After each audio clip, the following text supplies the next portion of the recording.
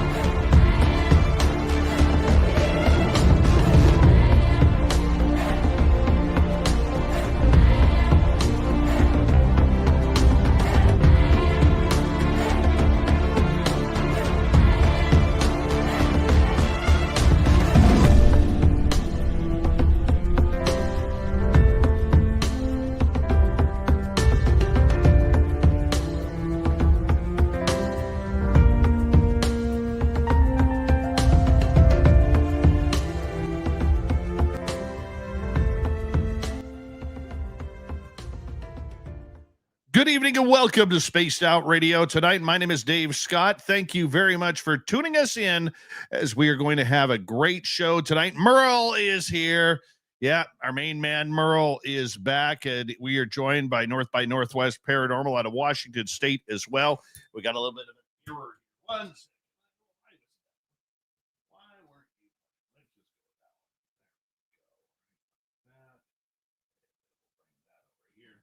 Hey, we're still learning. We're still learning the new studio. Let's say hello to each and every one of you hanging on out with us tonight. We have Kitty Caddywhack in the gold medal position. Road Flair with a silver. Tim Mothman and his goatee sharing the bronze tonight. Paramarv, how are you doing? Good to see you as we continue on with our roll call.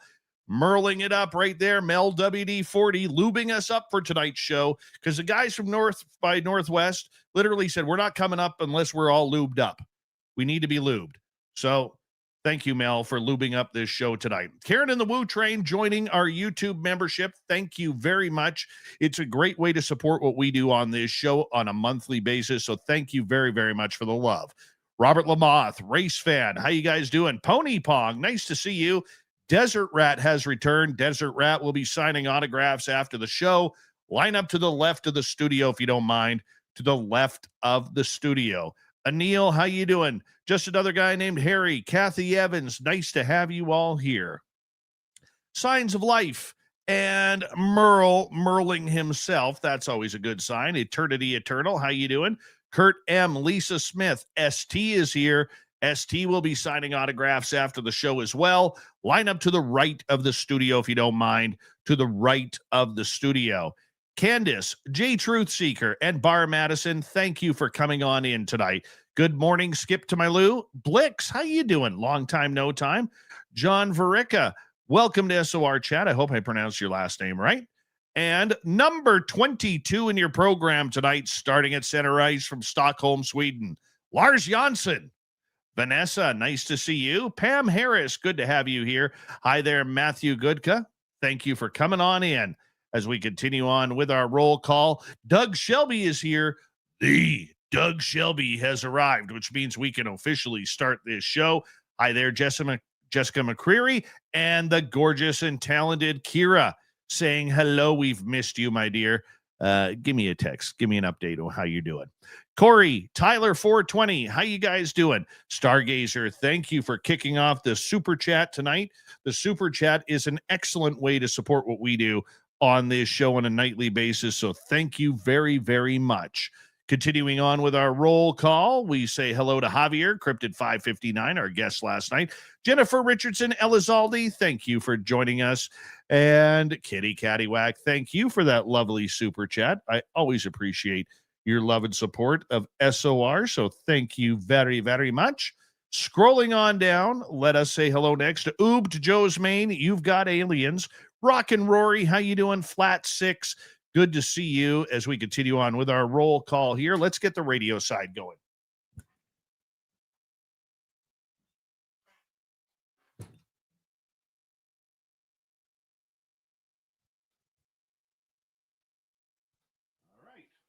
Hello and welcome to the radio and podcast side of Spaced Out Radio tonight. My name is Dave Scott. We're going into the paranormal. Our man Merle is here with North by Northwest Paranormal out of Washington State. We're going to have some fun tonight. We are in roll call on our YouTube side right now. So we say hello to Night Drive. How are you doing?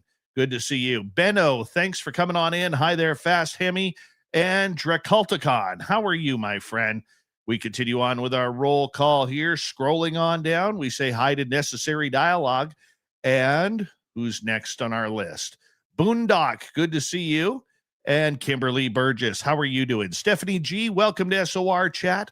Appreciate that. Don't forget to hit subscribe, ring that bell as we are here 7 days a week. In the studio, good to see you.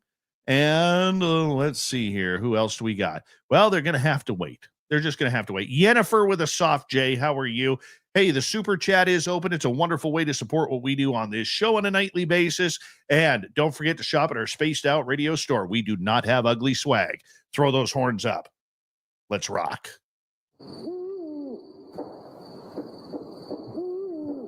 Are you ready to hear your mystic voice of the night? It's time to wake up. He's here. Shush. Be quiet. He's ready for you to listen. Let's point our ears towards the little cabin in the woods, where together, my friends, we own the night.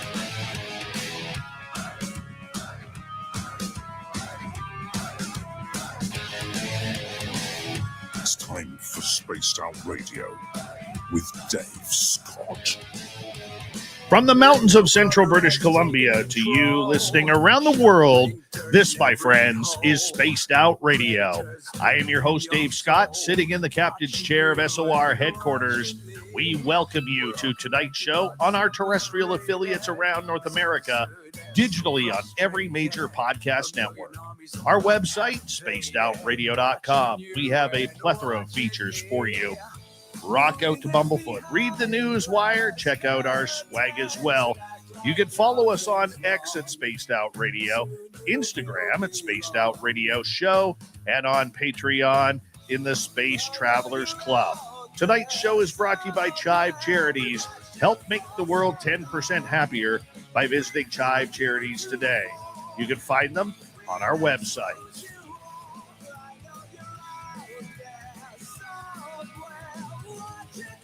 We're getting all paranormal tonight as our main man, Merle from the Paranormal Road Trippers, comes in for Ghosts of the Great White North. And we got a great group of paranormal investigators who are going to tell their stories and hauntings as well.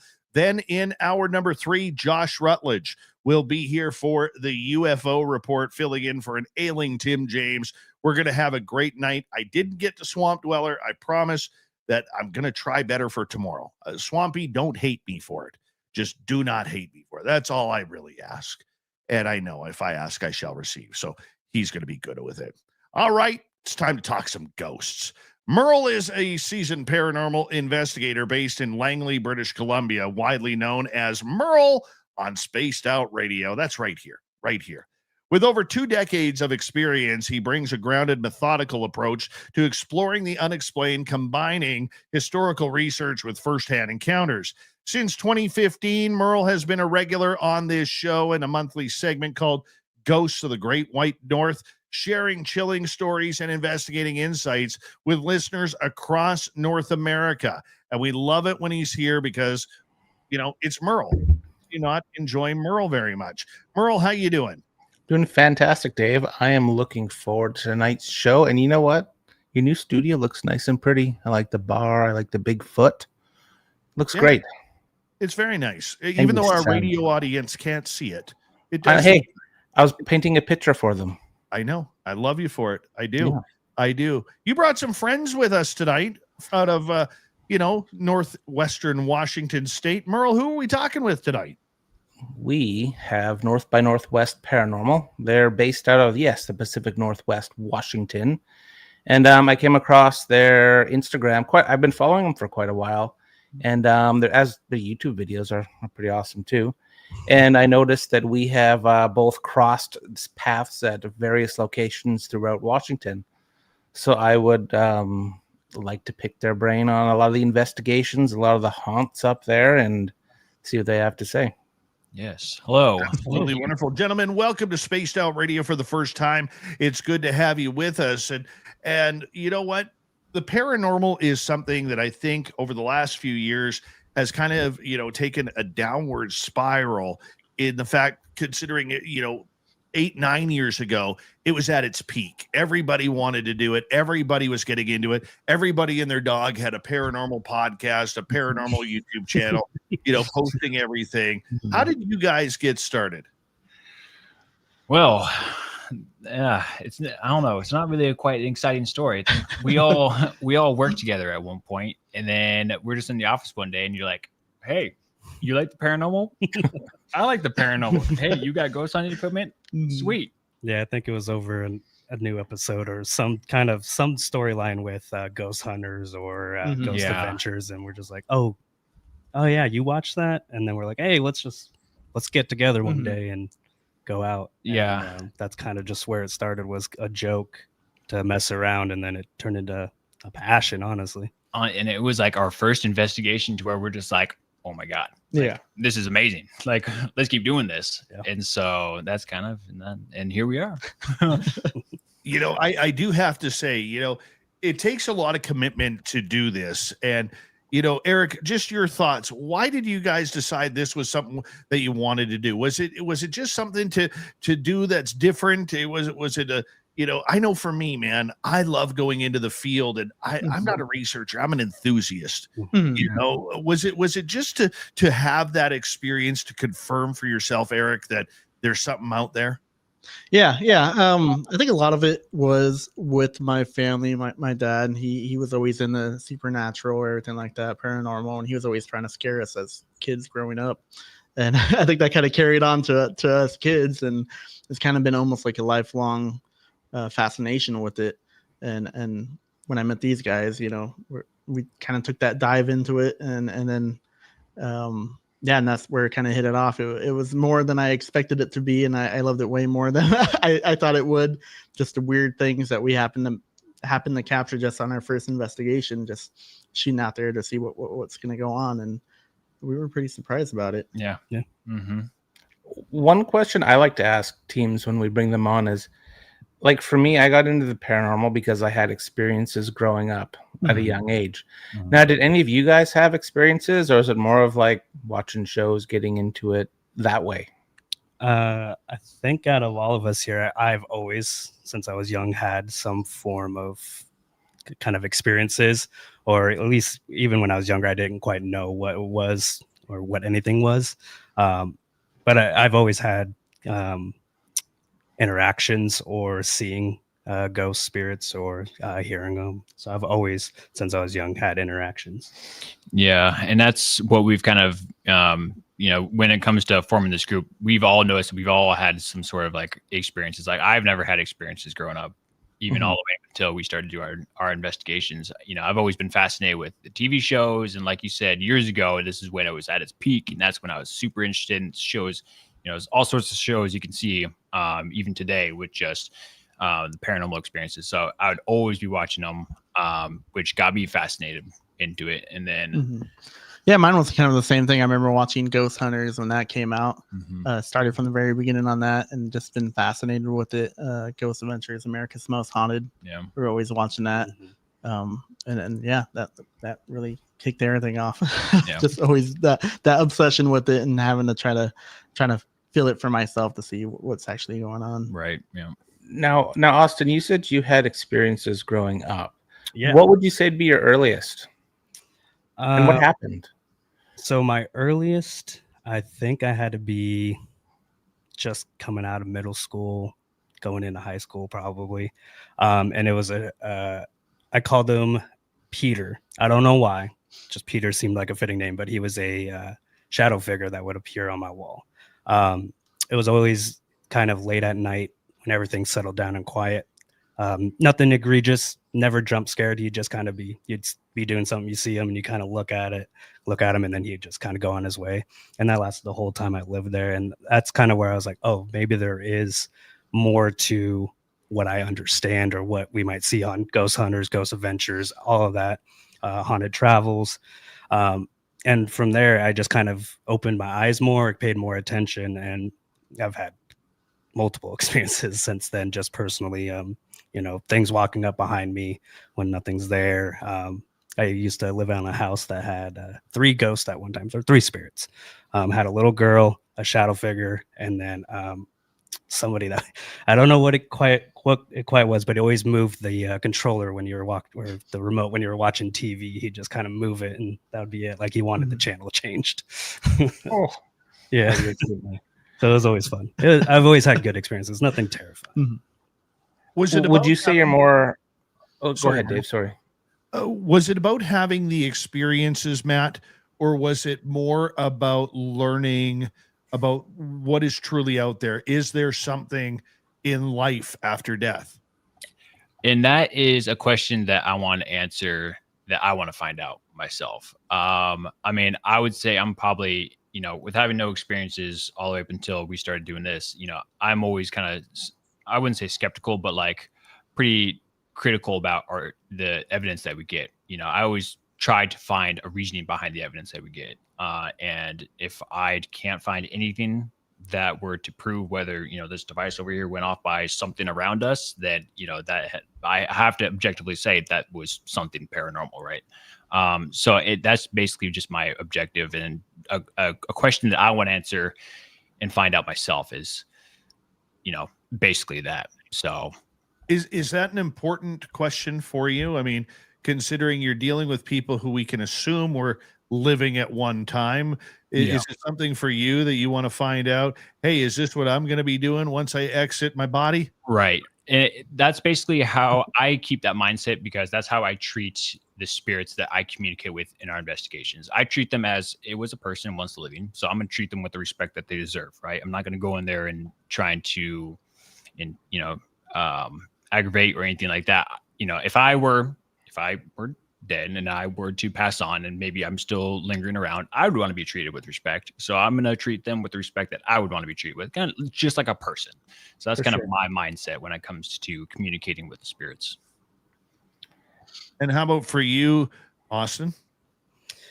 I personally believe that every spirit, ghost, shadow figure that you might see, come across, or interact with was once a human. I'm very strong in that, just due to the very intellectual responses you potentially can get during some investigations like we have. And I'm not one to believe in coincidences. Everything is happening. The chance of multiple devices maybe going off at once, for that to happen on separate occasions or with different aspects, that's a lot lining up in the universe for that to just happen. So I personally do believe that they were human, and I can't say I would totally be mad at this moment if I was a ghost and when I pass on. But who knows? It could do not be as fun as it sounds. I don't know, man. I think being a ghost would be pretty good. Right? I have some you could do the revenge. Yeah. Right. Free shows whenever you want. Yeah. Now, Matt, you said you didn't have many experiences growing up. You enjoyed the shows. You enjoyed all that sort of stuff. Mm-hmm. Now that you're on a team, how long have you guys been a team? Been team since 2021. Mm-hmm. Okay. February. What's your first experience like doing the ghost thing?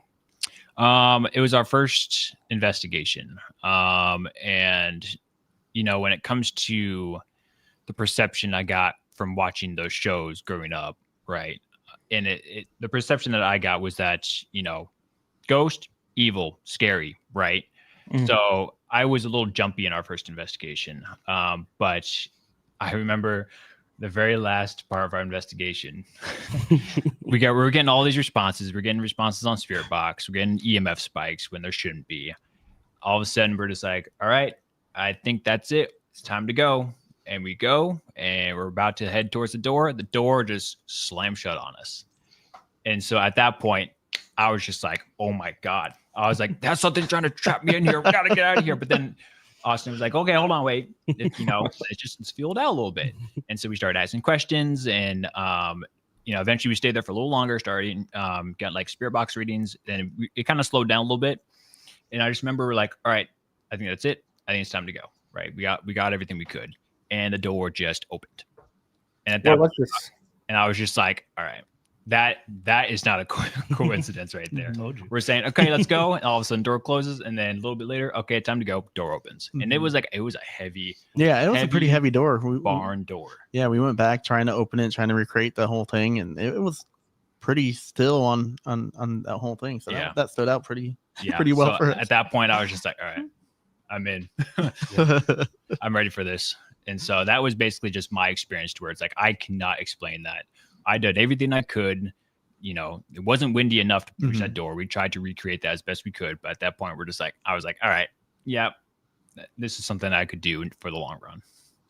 Where was this place? Where was your first investigation where you experienced this stuff? So our first one that we did was at Northern State Hospital, the recreational grounds. And I love that place. Yeah, down in Seawoolley. That's an amazing place, beautiful. Just the whole place there. And was it fall that we we was February. February. So, yeah, cold. Winter still. I remember mud. We got stuck in. Yeah, we got stuck in some mud. Stuck in some mud. Cold. So for our listeners, Northern State it's a shutdown. Part of it's still active, I think. Psychiatric hospital asylum. Yeah, a lot of history. Very not positive, not all positive. I won't say it's all negative, but old a lot of medical negative practices. Yes. And that's where you experienced the barn door Yep. closing? Oh, God. I think I know what building you're talking about. the milking barn. Yeah. And then we went back there last year. So last year. Yeah, it was about last year. Yeah. Last year, and that door was gone. But we still had equally as weird experiences. But yeah, I tried to. That was my main goal going back there. Was like, okay, I want to get the door to close. And then the first thing I went there, checked the door, it was torn off. I was like, God, dang it. Yeah. As you guys have gone down this road of the paranormal and have experienced different hauntings, different locations, and everything, what have you found, Matt, that captivates you about the subject, about what you're doing? What captivates me, it's the unknown. I'm a naturally just curious person, and investigation is just what fascinates me. So I want to know. I want to contribute in the field of the paranormal. I think we can all agree that, a lot of the paranormal, mainstream, I wouldn't say mainstream, but like a lot of paranormal stuff you see can be very questionable and misleading, right? One of my, I guess, what I would like to strive to do is just have an objective look at the paranormal. So anybody can see this and have some sort of, decision themselves. And I think we can all agree that we're not really out here trying to sway one way or another. We try to present our evidence, our findings in a way that anybody can look at it and make hopefully an objective opinion based on what we post. And so basically that's just my goal. And I think we'd all agree that's all of our goals. Because you don't really see that a whole lot. And I think, just watching a lot of, like, again, the mainstream stuff, that's kind of lacking. One of my critiques of the paranormal, and I haven't said this in a while, so Merle will just sit here and shake his head and roll his eyes at. I'm already laughing. I know what's coming up, Dave. One of my critiques has always been, what do you do with your evidence? Okay, because, I actually, believe it or not, for a long time outside of Merle, stopped doing paranormal shows because there wasn't a single paranormal investigator who could answer that question. I would say, what do you do with your evidence? Well, we review it. Okay, well, what do you do with it after? Well, we store it. Well, what are you doing with your evidence? What are you trying to solve? Nothing. We move on to the next case. Yeah. And to me, it really, as somebody who is an experiencer, turned me off of a subject that I love, because it was a lot of these people, and I'm not saying you guys, and I definitely know Merle's not like that, but a lot of these people were just doing it for the popularity. They wanted their shot at a television show, or they wanted their shot at growing their, this even goes beyond, the last number of years where YouTube and other streaming services have taken over, and it's all about clicks. It's all about likes and shares and all sorts of fun stuff, but before that, these people really weren't solving anything. They were going into people's houses, going into people's businesses, and saying, "Yeah, your place is haunted." Well, that's why I called you, right? I didn't call you to confirm something that I already know. But my question is, for your guess, for where you investigate and what you do, what is the ultimate goal for you guys on an investigation? Because it's okay if you're saying, "Hey man, we're just going for the thrill," or "Hey, we're trying to help people." So how do you guys look at the overall topic of North by Northwest? Yeah, no, that's a great question. And so we kind of put everything in archives, and we've started building a library of our findings that we hope just gets big enough that we'll put it on our website. So you could, spend a good couple hours just reviewing evidence and maybe even getting submissions from around the world as they happen. But beyond that, we've always said that, a video is great, but we could always do more than that. So we like to get involved in the local communities. So we, the Snow Owl Library Systems that is in Snohomish County, we do a lot of seminars, especially, Halloween time, fall. We go out and do seminars at the public libraries for the general public. And, we just kind of go, "Hey, this is what we do around the area. Maybe you guys haven't heard of this. Maybe you guys haven't heard of this. This is what we caught. Or this is what we didn't get based off of these claims, based off of this," whatever it may be. And so we like to do that because that gets us, a good chill spot to say, "Hey, you don't have to go watch a video. Come listen to us talk about it," or something like that. And then obviously we do festivals and, more seminars, obviously. And then when it comes to homeowners, we take everything they say, and we're not necessarily there to prove what they are claiming, but we're there to say, this is what we were able to capture. And I think going that route, and instead of trying to prove what, like, Dave, you just said, something they may already believe full-heartedly, us just saying yes and showing them a video isn't doing much. It's, "Hey, I think you don't have anything to worry about based off of these responses that we got at this time based off of the questions asked." And we try to we do a lot of historical research for our clients, more than they may even know about. So we try to give them just everything. It's not just to confirm or deny what they might be claiming. It's, here's a history of building. Here's some of the stuff that happened in this exact area or in this exact property. This is what we found based off what you said, and this is what it is. We're not here to convince you, and we're not here to not convince you. We're just here to say, this is what it is. Yeah. And then some of the going, like, to add on top of that, I guess our most recent investigation was a business called Temperate Habits in Mount Vernon. And a lot of the stories that they told was of a brown hat man. So our goal at that point was to maybe find out, try to communicate with that brown hat man. Who are you? Why are you here? What do you want? Do you like, kind of asking questions whether they like the employees, because some of the employees would feel a little scared going in there. Some employees found it make it a little thrilling. So we tried to ask questions like, maybe, who are you? Why are you here? When did you die?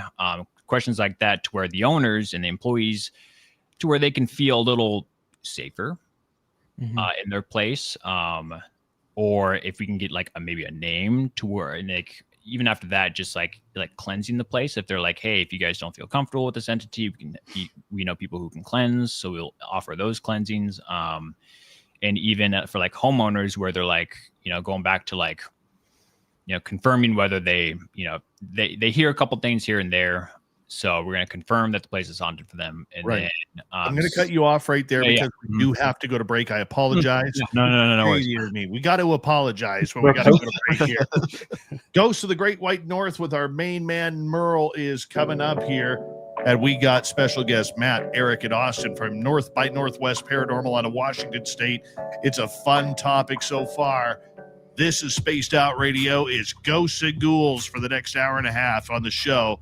Sit back, relax. You'll enjoy. We'll be right back.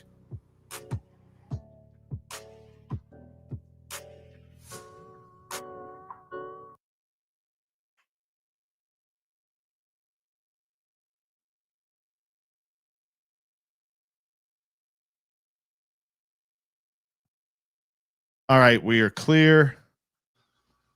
Cool. That was a quick half hour. Yeah. 30 I minutes. loved your answer, by the way, because I do find that is a difficult question for a lot of paranormal people to answer. And I thought you answered it extremely well. So thank you. It is a very good question. And it's like, Yeah. it's hard to answer because each investigation is completely different. You know, Very true. Yep.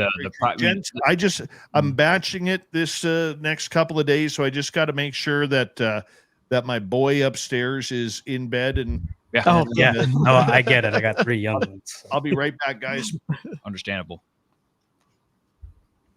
No, that was good. I enjoyed that answer a lot. That's exactly kind of how I roll too. You do the history, you do the research before you even walk into a building. Right. Yeah, 'cause that plays a big part, I think. Yeah, because it's like it's like the history of the place, the witness accounts, and it's like usually when you get the witness accounts and the history that ties into the evidence that you get, that is, I would rather get anything that kind of correlates together than any sort of door swinging or anything like that. Because if it's like history says this, witness says this, we experienced that firsthand, that combines the two that we found, that is amazing. It's a home run. That's kind of what I go for too. I'd rather have those type of experiences from the history or like the witness and stuff where you can confirm instead of just going in guns a blazing. And I think my favorite more than anything, even if we got a full body apparition, maybe, I think repeated evidence is my biggest thing. God, what is our second investigation over at Mirkwood? You were there too. No, it was over at Mirkwood. Remember when God, what was the spirit's name? Oh, who Abigail? Abby. Abby. Yeah. The story was that there was a girl who the building burned down. There was a girl who died in that fire. Guests of the place were actually ran out by a girl in a purple dress with burns on her face. And so I remember we were with the employee and we're like, oh yeah, there was history of a girl who burned to death. Her face was just like, oh my God, are you serious? that matches exactly what happened. And then I remember down in the basement and we asked, oh, are we talking to Abby? And one of the devices that we did were just yes, instant. I was like, oh my God. So all that correlation right there is just like that mind blowing. It's like the part of the movie where they say the title and then everything just kind of comes together. Like, that's how it makes sense. Yep. It's that gotcha. It's good, especially like with residential houses too. When you go in and people are having all this weird stuff happen. Yeah. And you just like uncover something from the house or the property, or I don't know. It's your answer was spot on. That's literally I feel that answer. No, I love questions like that because I mean, if you applied that same question to ghost hunters or ghost adventures, like what do they do afterwards? I mean, ghost adventures, they got the museum and all that stuff, but beyond that, it's like, what do they do with it? They were there for a TV show. Yeah. Next show. Next episode. They're doing 7 investigations, 7 nights, a week sometimes. So it's like I've gone to a handful of places they've gone, and they don't get very good Yelp reviews from the property owners of like their techniques and stuff. I'm not hating on them. I'm just going off of what other people. I stay neutral with the whole Zach Baggins thing. I'm not gonna. But like never know when a doll might show up at your doorstep. Exactly. but no, like I lost my train of thought there. Well, All right, I'm going to cut you up anyways, Merle. We got about 40 seconds left. That's okay. I want to say a big thank you to Stargazer and Kitty for the super chats. We greatly appreciate the love, and of course to Karen and the Woo Train for joining us on the YouTube membership. We greatly appreciate that monthly support here as we continue this show each and every night. Why do we do it? Well, because I have no life. That's the truth right there. I have no. I'm I'm joking. I love doing this show. Fuzzy Onesie, welcome to SOR Chat. And if you're new here, don't forget to hit subscribe, ring that bell, and shop at our Spaced Out Radio store on our website. We do not have ugly swag, people. No ugly swag. So check it on out. Here we go. Oh, I lied. We're coming back in like 20 seconds. My fault. My fault. Uh-huh. Mm-hmm. And we're going to come back in 15 seconds. And what will we change Merle's name to this time? I didn't understand that one, Dave. Can you Chris explain it? Merlico. Instead of Chris Jericho. I got it. Okay, Chris Merlico. I get you now. All right. The Walls of Merlico.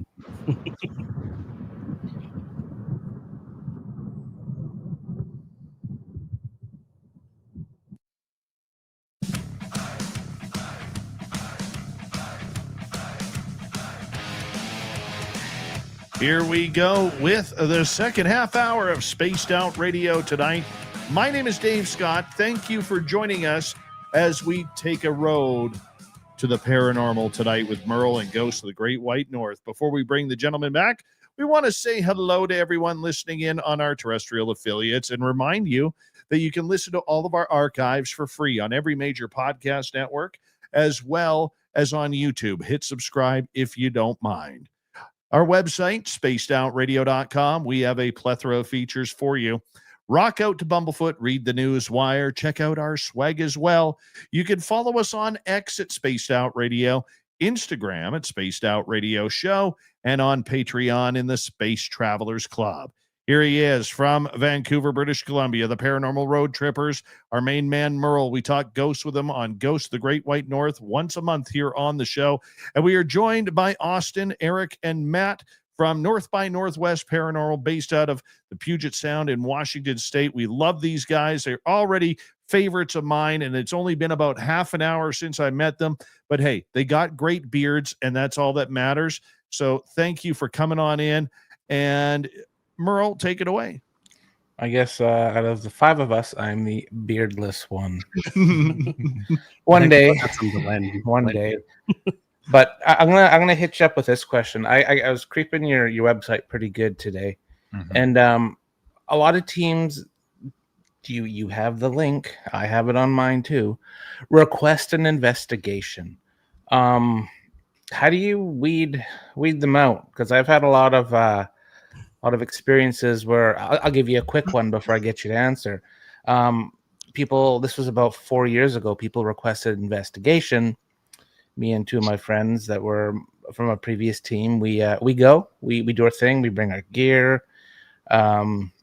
We show up, and it was a dinner party. There were like 12 to 14 half-corked adults in there, expecting us to put on a free show. What?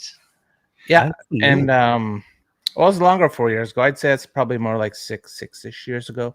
That's but it was after that date when I made a checklist of things I ask people when they want a residential investigation. Yeah. And I investigate them pretty. Don't hide behind the story. Tell the story because it's amazing. Well, Dave, I pulled my socks up and I'm like, we'll put on a show.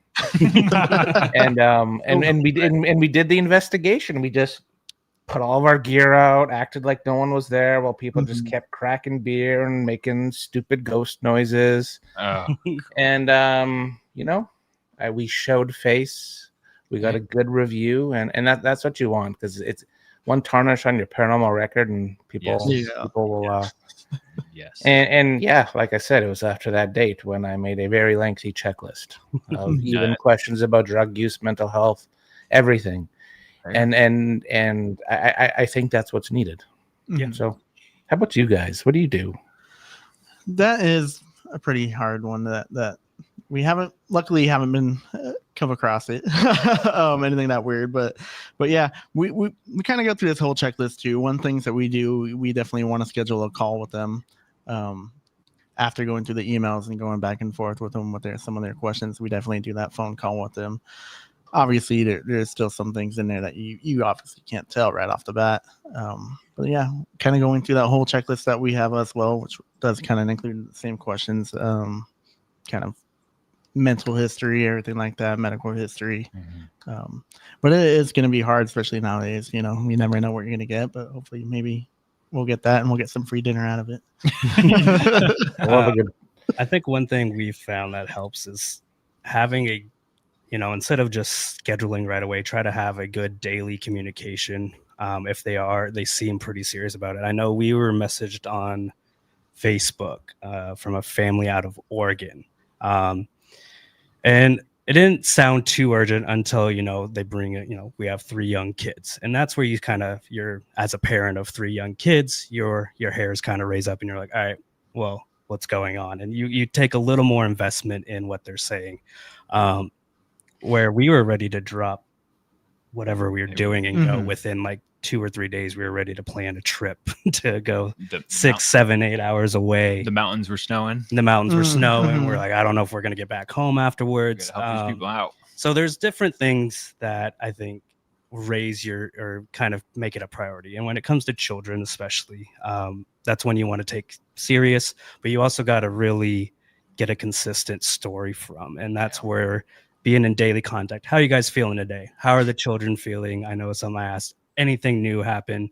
Did the kids wake up in the middle of the night again and talk to the ceiling in the middle of the hallway? You just kind of, and then you start phrasing or asking questions different, a little differently. And they're already questions you have answers to, and you start to kind of get a pattern on whether they're going to be telling you the truth, or it's maybe just they're all having a bad day and they need somebody to talk to, or whatever the case may be. So I found that just having a daily communication, or very often communication before saying, yeah, we'll be right there, tends to help sort out a lot of the real stuff, and the whatever else anybody might be trying to get our attention for. Yeah, and what I like to do is similar to you guys, like the daily conversation. Like I haven't done residentials in a while. I've been focusing on other investigations. I'd love to get back into them. I know I get some DMs on Instagram, but anyhow, what I like to do is I'll tell people 2 weeks from the day they talk to me. I want them to write down every single day what happens, and email me at the end of the week for 2 weeks.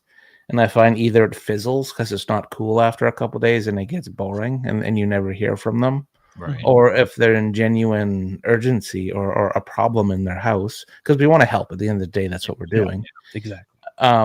They follow through. I would say it's a 60-40 ratio of if people actually follow through. I don't know if it's the same for you guys where you are.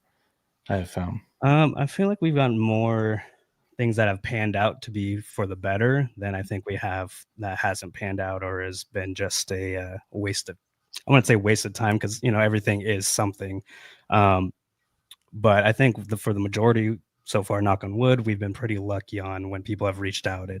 We've been able to get there and investigate it. Yeah, there's been a couple times where it's just after, like exactly what you said, like a few days or like a week. Nothing's happening anymore. It's like, oh, that's weird. Okay. I think businesses is more tougher than residential. We've been contacted with a couple businesses. Hey, we really want you guys here. And we're like, cool. Well, yeah, come on in anytime. We get there. Oh, they're not there. Or, hey, we call at this time. We call, and then they're like, we're busy. And then you just, 4 years later, here we are going, hey, we're still down to do that investigation. Are you still interested? We actually go into the business and see the owner and run out the back door. And they run out the back door. True story. We're not making true story. Ghost people. The ghost people are here again. Yeah, always ghost people. Speaking of ghosts, Matt, do you have a favorite ghost story? Ghost story. I think my recent encounter would probably be my favorite, because I actually lived with it for a week. So I'm looking at it right now. More of my recent kind of endeavors. It was last week actually. We acquired a doll that had some interesting history with the previous owners. So we took it off their hands, and I was like, hey, you know what? Let me confirm that for you. So I took it to my own place, and I told myself I'm going to communicate with this doll for 1 hour each day for a week. and document and record my, videotape my interactions and post them. It's kind of a live update on my interactions with this doll. Fully expecting to be having little to no communications at all. Come to find out, I got a whole lot of communications. I have like all my devices. I have the Flux. Most of my stuff is from Ghost Stops. I have my Flux, my Envoy, my Ovilus, EMF at a REM pod, all set up around me when doing this stuff. I would ask questions. First day, I chalked up to just nearby interferences. At the time, it was a little odd, but then later in the week, I found out that it was just interferences that chalked up to my my readings. But then as the days went on, I started asking very specific questions. I would get names, I would get phrases on the Ovilus. I would ask about them. Okay. Like for example, the name Alice. I got Alice 3 days in a row. And so finally I asked, why are you saying the name Alice? I think at one point I asked, like, because I had 2 dolls with me. So I was like, okay, on the Flux, light up the green light if the doll with the overalls is your doll, or light up the red light if the doll with the dress is your doll. It lit up the green light pretty quick. And so I was like, okay. I was like, so the doll with the overalls. I was like, okay, you're telling me the name Alice. Are you telling me that the doll's name is Alice? Because they're, the dolls, they look like girls. So I was like, is that doll named Alice? Green light lit up.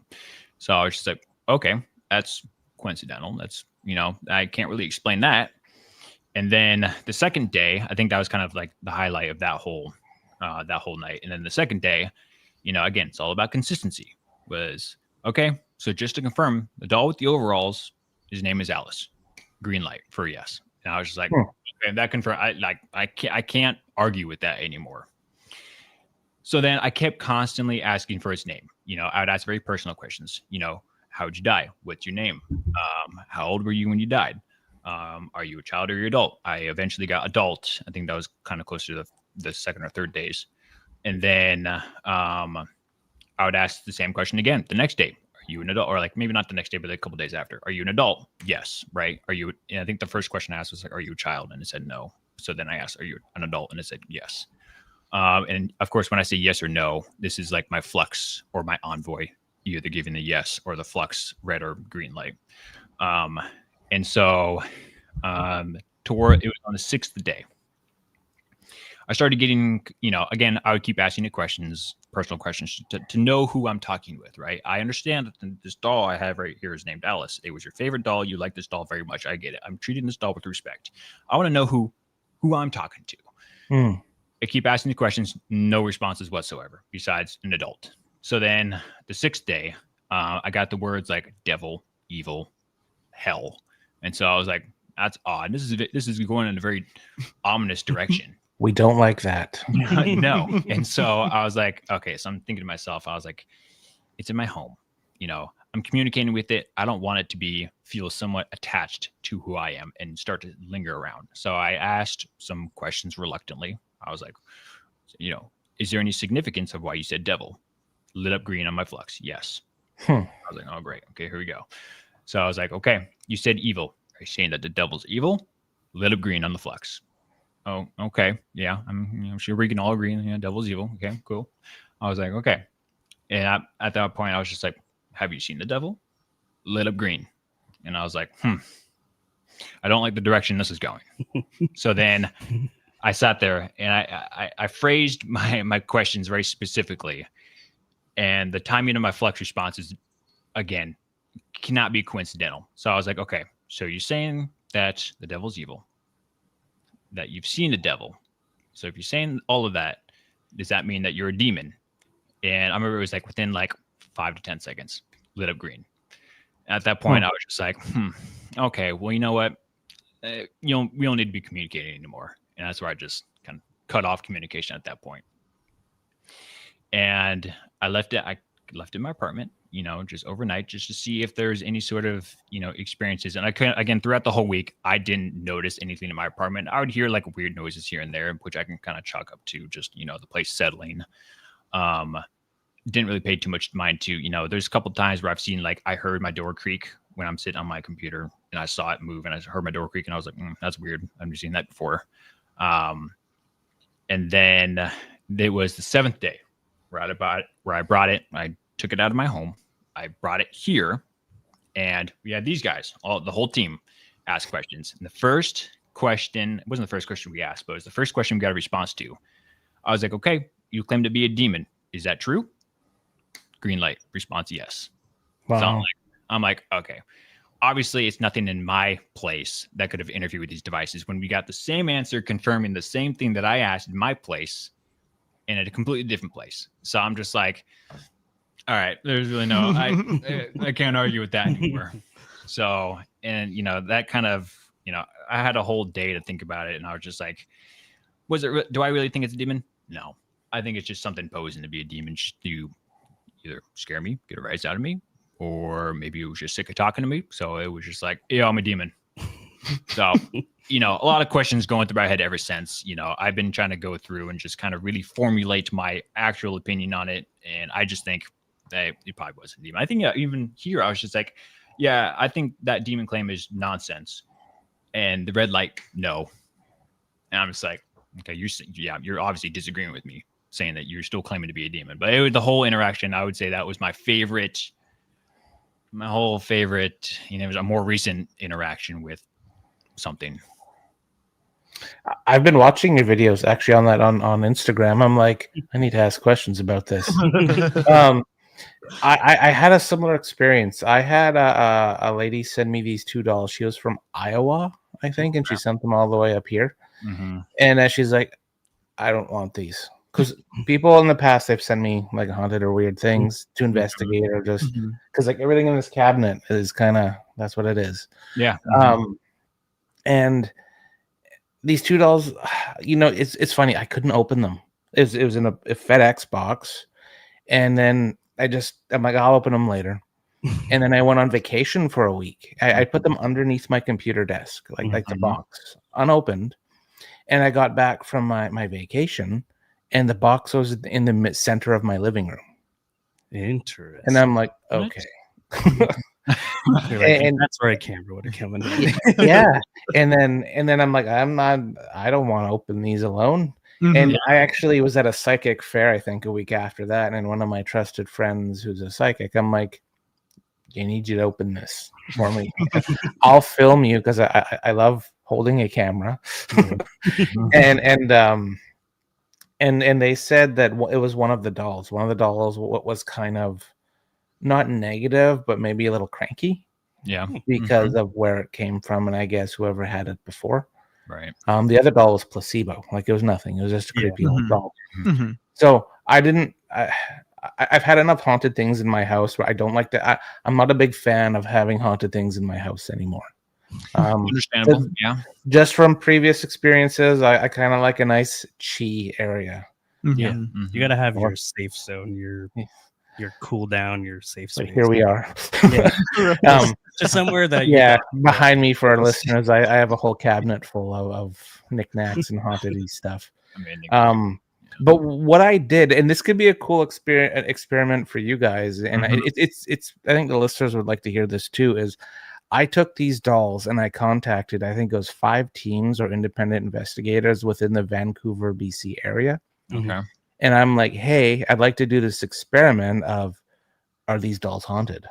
Yeah. And it's non-partial, because you're just handing the box over to and they're teams that I've never really worked with or talked to. They all agreed, and I gave them a week to 2 weeks to investigate them every day and document everything. And one of the creepiest things is, I think 3 of the 5 teams, they got EVPs when they're doing EVP sessions, like voice recordings. And it was the same voice in every, different teams, different cities. Yeah. And I'm like, ooh, that must be the ghost. I love consistencies. Yeah. And it was kind of neat. And it was kind of neat that every team hit the nail on the head of which doll was haunted and which one wasn't. Yeah. I mean, it just goes to show too. I mean, yeah, again, the teams that you're working with as well, just being like, okay, yeah, if all those 3 teams got the same findings, then same findings as you at least, then boom. Yeah. Yeah, and like to this day, I do not have those dolls. They're still with another team. I don't want them in my place. Understandable. We got plenty of room. Yeah, I'll send them down to you guys. You can no We tear have ups here. minutes to go before we have to go to break at the top of the hour. Ghosts of the Great White North with Merle and our special guests, Matt, Eric, and Austin from North by Northwest Paranormal out of Washington State. Austin, if you were to look back at everything you have investigated over the years, is there a favorite haunting that you have? Let's tell our people a good spooky story. We got 4 minutes. Okay. I figured this question was going to come up, and Matt and Eric already know which one I'm going to say. And it's not necessarily what happened during the investigation. It's what preceded or followed the investigation. So in Concrete, Washington, there used to be, they just tore it down recently because they're going to start mining. It's right by the, is it the Columbia River, right? Or not Columbia. It's by one of the rivers. I'm drawing a blank right now. I don't know why. But it has a very torrid history, a lot of deaths there. It's an old concrete building that's been there since, beginning of time. So a lot of deaths when it was operational, and then it became a favorite hangout because it's up in the mountains in the middle of nowhere. Teens can go spray paint and hang out without the parents and rebel against the world. So, that's kind of what the area was used for. It was just a good hangout. And so our first time there, it was beautiful during the day. It's a complete flip as soon as it turns dark. It's the most beautiful scenery. We sat up on top of one of the roofs and we watched the sunset go down over the mountains with the river. It was just beautiful. As soon as it started getting dark, all you heard was voices. Mm-hmm. Oh. You heard conversations, men, women, and you're like, dude, somebody has to be here. So we got very, very good interactions all night. EVPs with no electricity, obviously up in the mountain anywhere. We are again hearing voices, conversations. I think I even saw a shadow run by one of the rooms we were in. It was a great experience. So I think it was what time? 2-3 o'clock in the morning. We have a long drive back home. We start wrapping up and we have to walk about a mile and a half back to the car in the middle of the woods. As we're coming back, there is a big crash right behind us. And we all have, our flashlights, high-end flashlights. And we turn around and there's nothing there.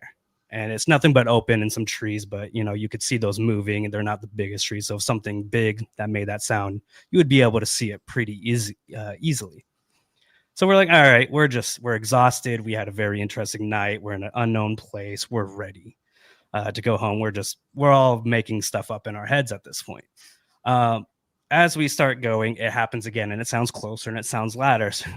So we kind of all take a look at each other and go, maybe we should stop walking and maybe we should just start running to the car. And then we remembered that we weren't in the best vehicle. And then we're like, it might not even start to get us off this mountain. We might have to take the time to try to jump it. And who knows what will happen? We'll end up on, 60 minutes in a month. So as we're getting in the car, we unlock the car. Luckily, it starts up. We don't even pack our gear away. We just toss everything in. And as we're doing this, it's nothing but crashes all around us. And we have no idea what it is. We can't see it. We're just miles outside. We're miles, no cell service. Nobody's gonna hear us if we wreck or scream. You got the river right there to flow. Like there's no chance. Nobody's gonna find us if anything happens for who knows how long. So we're coming down the mountain. We start seeing lights. So we're like, all right, we can breathe a little easier. Already on edge. We're all huffing and puffing, sweating. We finally got off the mountains. We're using spotlights outside the car to make sure nothing's running up. Mothman isn't coming to take us out for a flight for the night or something. And so as you come off the mountain, you have to cross this bridge. It's like a dam, but it's only wide enough for one car. So if you're already on it, somebody's at the other end has to wait for you to get off of it if they want to go the other direction. So 3 o'clock in the morning, middle of nowhere, crossing this dam, and a all black van, all blacked out, no headlights, appears behind us. Gross. Out of nowhere. Mm-hmm. And we're just like, did we walk into a sci-fi film? Like, what is going on? What did we stumble across there that we weren't supposed to be near? And like I said, there's only room for one car. So as we're going across the bridge, there's nowhere to turn around. And as soon as we turned around again to look, as we got towards the end of the other end of the bridge, the van disappeared just as it showed up. Hold that thought. We're going to continue that story with Matt, Eric, Austin from North by Northwest Paranormal. Merle is here. Ghost of the Great White North continues with hour 2 next. Stay tuned, everybody.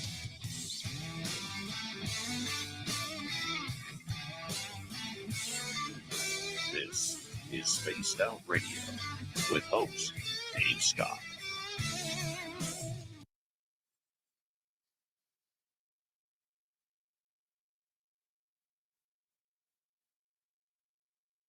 All right, we are clear. We got about just under 6 minutes, guys. Under 6 minutes. Perfect. I'm going to take a quick break. Wayne Sackerleg, how are you? What's cliffhanger? Yeah. And then, yeah. And we'll be right back. We'll be back. Pulled that right off of Dr. Phil. He always does that. He does that. And we'll be right back. Just giant pause. Mm-hmm. Do you have that doll there? I saw you point. I'm looking at it right now. Yeah, we have a bunch of dolls, and we actually have acquired some more haunted items. We got a bunch of Yeah. Which we'll, watch our stuff. We'll be posting about soon enough as we get some videos recorded with our new acquisitions. Cool. This is what's its name again? Alice. Alice, that's right. Alice doesn't like me. Austin can have the other one too. I don't know. Nothing happened with that one though. Yeah, nothing happened. Oh, sorry. Just some bros and their dolls. Totally normal. If we put him, G.I. Joe's giant size, it'd be okay. I feel weird with having this sit on my lap like this, but that one's creepy. That's what's the story on it? So these ones, all 3 of them, the other one that's not on here also, were actually my sisters. Okay. She got them. I can't believe I was just talking to her about them too. She got one of them from an auction site where they claimed they were haunted. So she pulled the trigger on it and decided to buy them, got them shipped. And the other 2, I can't remember which one exactly, but one of these with another one came together as well in a separate purchase. And she didn't really know the background too much of them. The person who owned them, just a lot of activity was going on with them. When the first one arrived, she also said she didn't have too much going on until all 3 of them were kind of together. That's when she started hearing footsteps and everything in the house, talking, a lot of things moving around. A couple of them, I gave her some of our tools to kind of use for their own investigation on them, and they were getting readings off both of them actually, EMF spikes on them. Which is really weird because there was really nothing around them. They just had them laid on the bed, and yeah, so it was pretty weird for them to kind of get that activity from them, and really didn't have a backstory on them too much. So we're currently trying to look into that now to see what we could find, maybe the brand, what kind of dolls they are. They've definitely seen some stuff. That's right. For sure. Clearly. This one's pretty good. Sure, for the most part. This one, not so much. Yeah, this one. Yeah. If I had to point at which one is haunted, I would point at that one. Mm-hmm. But really, it is. But that's how they get you. Well, you're focused on this one. This one sneaks out behind you. This one ends up in the foot of my bed when I wake up. I've seen enough scary movies. I know how it ends. Yeah, I had a boudoir doll for a while. Just guys talking about the dolls they owned. And it was one given to me that I was doing an experiment on. Their family called it a spinster doll. Whoever owned it had really bad luck, and things would happen in their house. And me being all like, yeah, right. I'll investigate it. Well, I wasn't that arrogant about it, but like I'm like, yeah, I'll investigate it. And I had lots of bad luck happen, man, and the doll's no longer at my house. And it's with the same people that have the other 2 dolls, and they're oddly attached to the dolls. And that's one thing I noticed when I had the 2 dolls going to the different teams. They would make it.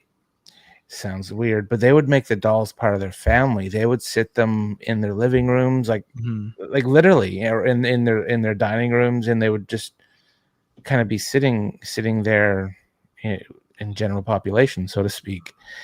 And it's just interesting that the power artifacts have, and that's one thing that like I really like to investigate. Like I have a Ouija board back behind me. This one here. Matt loves Ouija boards. Yeah. That one's from 1884. Oh my goodness! Amazing. I have two. I have two really old ones, and I have one from 1912. But the one behind me is a fluke. It was found in a little not a flea market, an antique shop in a smaller city outside of Vancouver. That's how it always And it was. I saw the board, and I'm like, take all of my money. I really don't care. Max my stuff out. But it was $140 Canadian, so that's probably like $2 million US. Yeah. and after taxes. Yeah.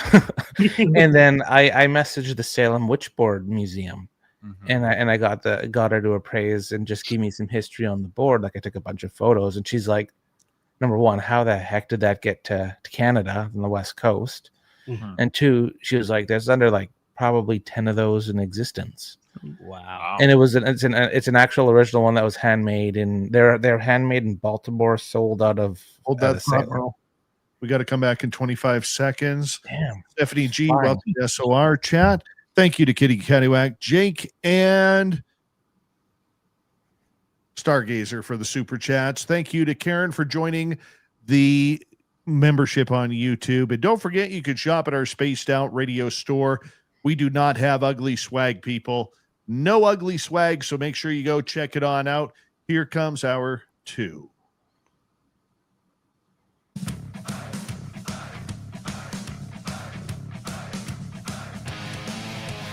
Hour number 2 of Spaced Out Radio is kicked off. Thank you for joining us. My name is Dave Scott, and we are here bringing the paranormal stories to you tonight on Ghosts of the Great White North. Hey, before we bring Merle and the rest of the guys back on, we want to say hello to everyone tuning us in on our terrestrial affiliates around North America, digitally on every major podcast network. Our website, spacedoutradio.com, we have a plethora of features for you. Rock out to Bumblefoot, read the news wire, check out our swag as well. You can follow us on X at Spaced Out Radio, Instagram at Spaced Out Radio Show, and on Patreon in the Space Travelers Club. The Desert Clam has set the password for tonight in the SOR Space Travelers Club. Nebulaphobia. Nebulaphobia is your password. Use it wisely, Space Travelers, as the Clam sets the password each and every night right here on Spaced Out Radio. Each and every month, our good friend Merle from the Paranormal Road Trippers joins us for Ghosts of the Great White North. This is where we bring in people to talk all things paranormal and supernatural.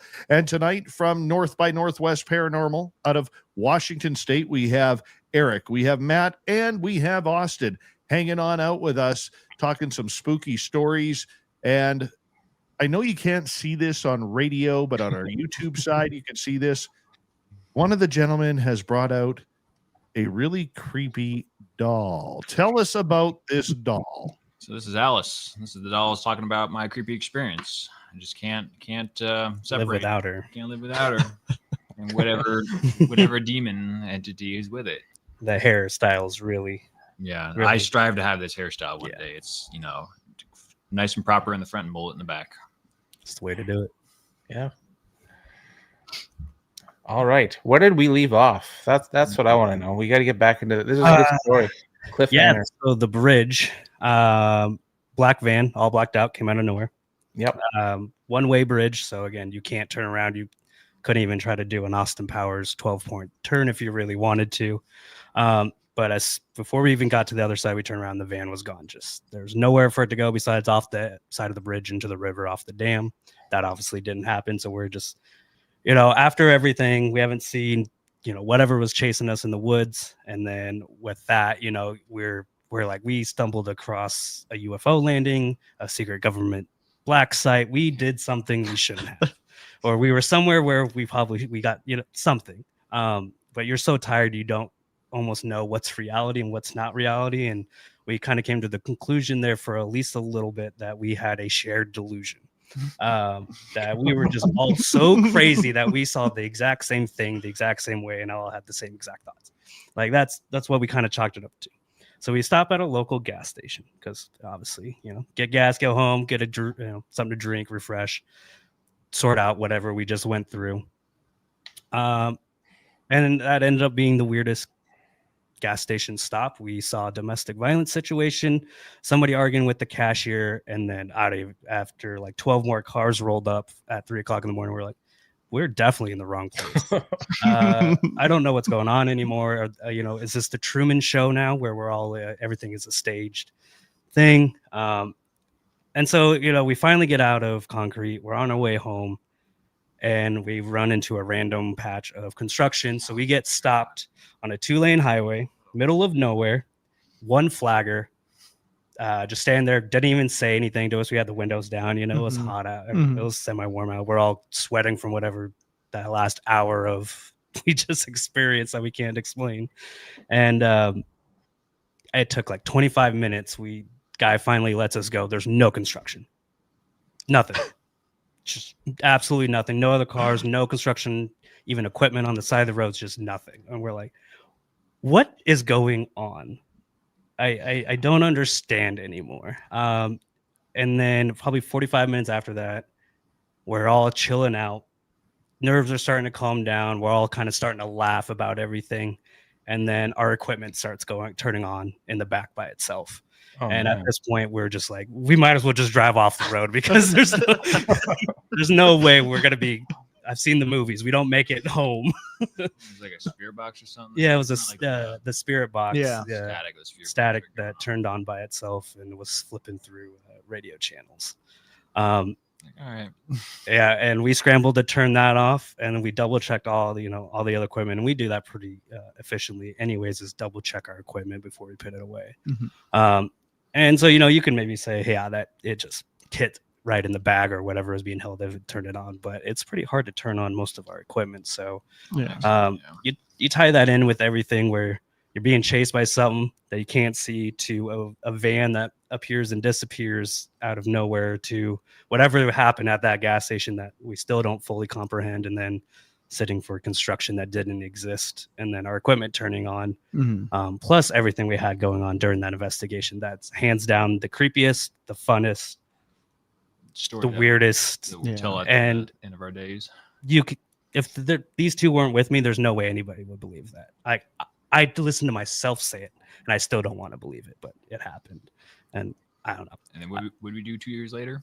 2 years later, we went back to the same exact place. We want this again. You guys said you would never go back. Yeah, I even said I was never going to go back to that place. And then we should go back to that. Dave, I'm curious to know your thoughts on that. That's what I'd like to know. That's a pretty cool. That's a wicked story, actually.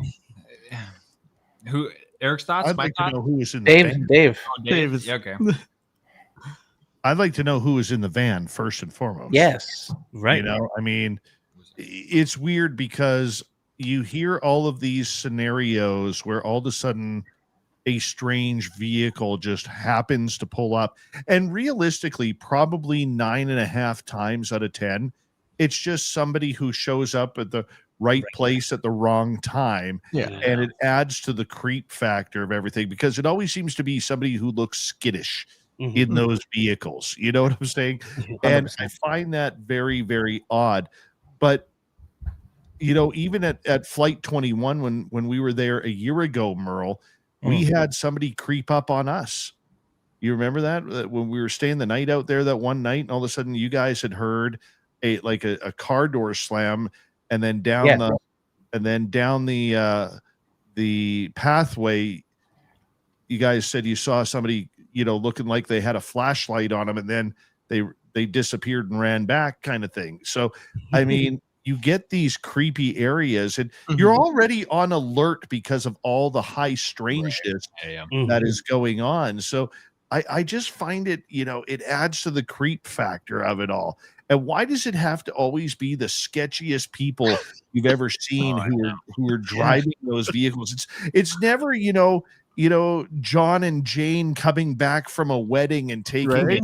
a night drive on the scenic route. It's never a couple them. eloping. It's yeah. It's never them. It's always somebody who, looks like they should be filming in a horror movie. I don't get that part. Skeleton overalls. Yeah, we never even got close there. The van never got close enough. Like I said, no car should have been out there. Like even for us to find where we were going properly was a challenge. Even there. Yeah, even like the banging in the woods, like the roads were all blocked off both ends for about a mile and a half. So you had to like exit your vehicle and walk to wherever you're going. And it was probably like 5 miles out of town, maybe. On a dirt road, windy roads. And I remember specifically walking up there were some kids spray painting in the area, and I remember when we got out of our car, you could hear them clear as day talking. So the place had like a good echo to it. So we got out of the car, walking down the path, you could hear them talking. So I'm like, oh god, there's obviously people there. So thinking back, through the years we've been up there, like I take my experience with the kids talking in Devil's Tower to us walking back and hearing all these noises, but not hearing anything but just those crashes in the woods. I'm just like, was it somebody playing a prank on us? They would have had to been real quiet, either walking on that dirt path or walking in like the woods that were just like littered in the loudest debris. Yeah, but with that force, I mean, and it was like a hill. It's like a drop off too. It was a drop off, so it's really no way to kind of hang out in there. So that really just like I signed up for. I went there to hunt ghosts, not cryptids. Well, let me get your thought on that. Do you guys think that there is a tie-in between cryptids, UFOs, and the paranormal? Have you ever investigated the connection between the three, or do you guys, Austin, just stay straight with paranormal? No, we love everything. I love aliens, UFOs, and everything not of this world. I really love getting into that, and I've been slowly getting my children into that. So I think we're open to everything. I mean, for me, I won't speak for everybody, but I don't think you could say maybe Bigfoot's real, right? You could be a diehard and say Bigfoot absolutely real, but aliens and the paranormal just can never be a thing. So in that essence, I think if you believe in one, you kind of have to say the possibility of the others exist. And maybe not even believe, but just the possibility, if one of those exists, the others have just the same weight of the possibility to be real. And so in that essence, I definitely tie all of that in.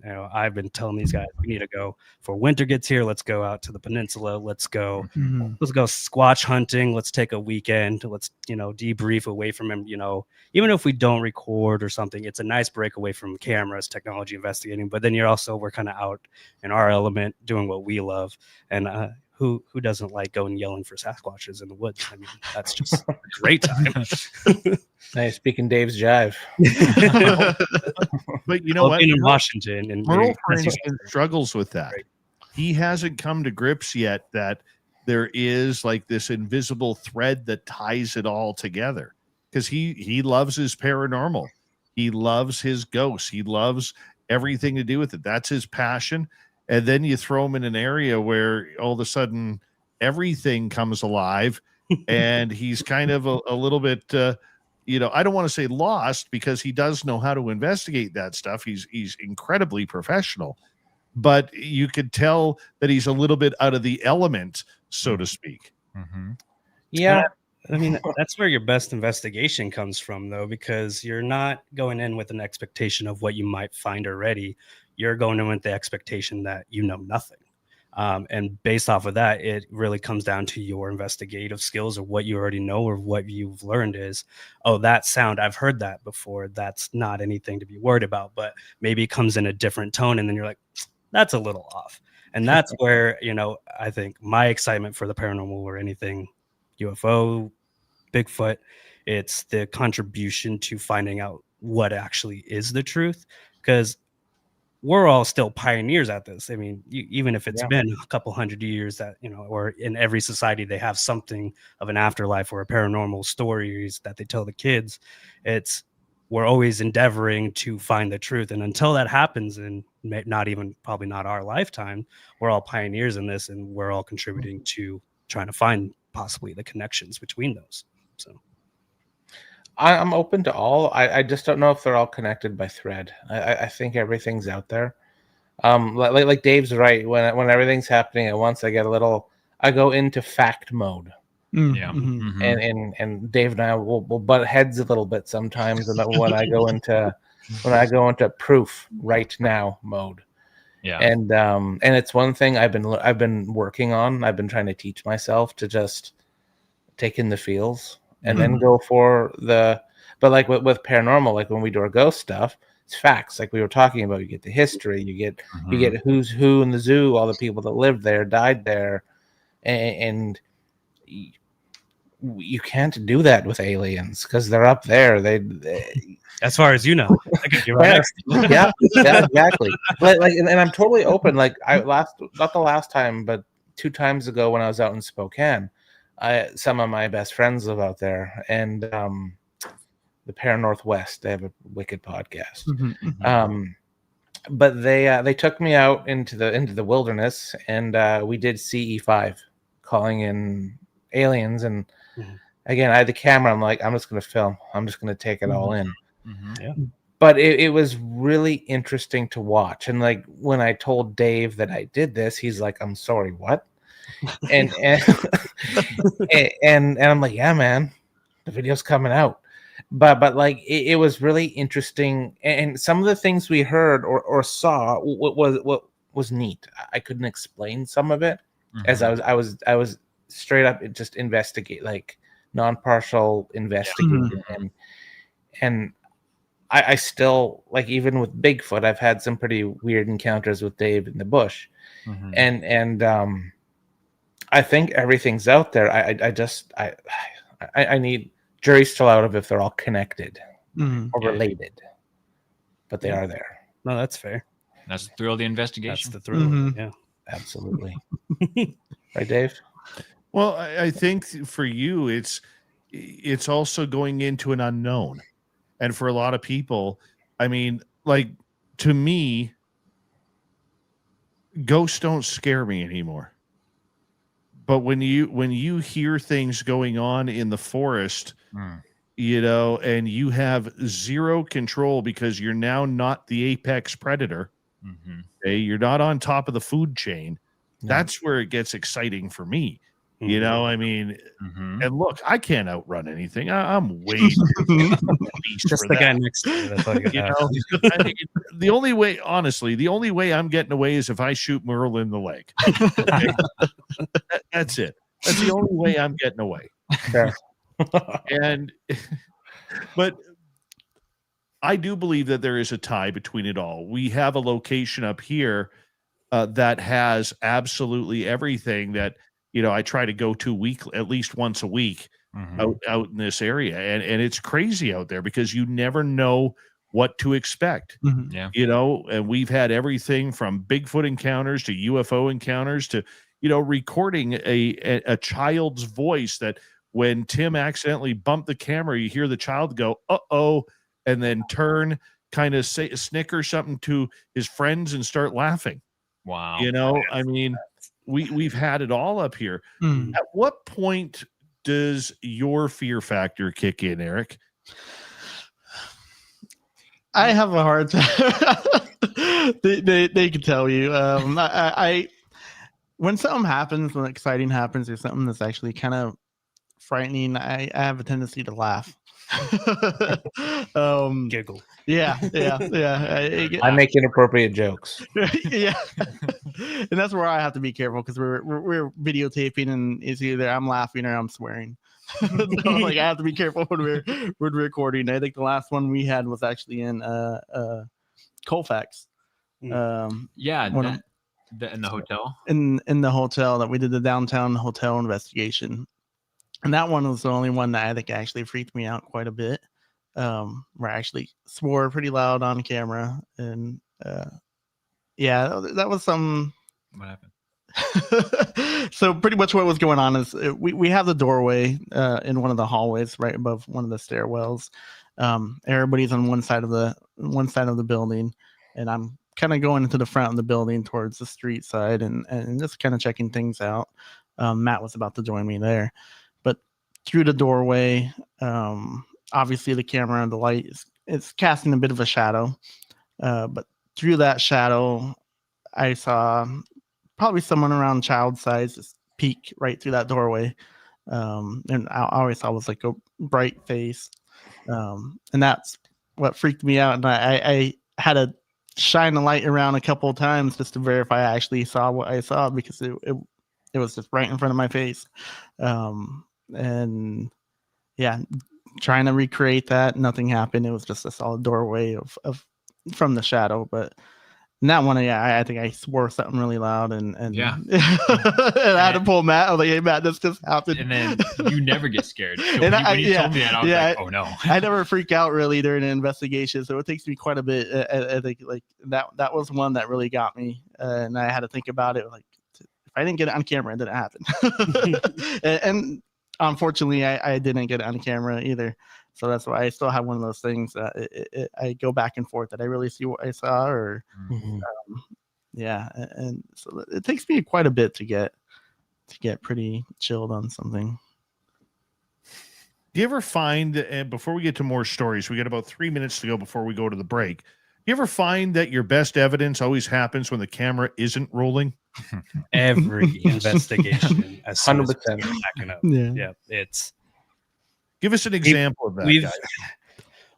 That whole Austin's whole story. yeah, my whole story that I just shared. I think one of our strongest ones for it was probably the Mirkwood. What's When that we were- place?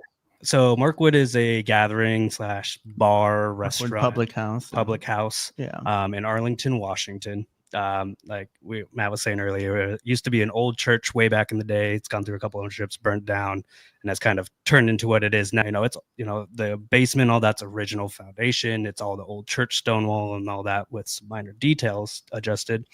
So downstairs is a tattoo, and that's where we parlor studio. Yeah.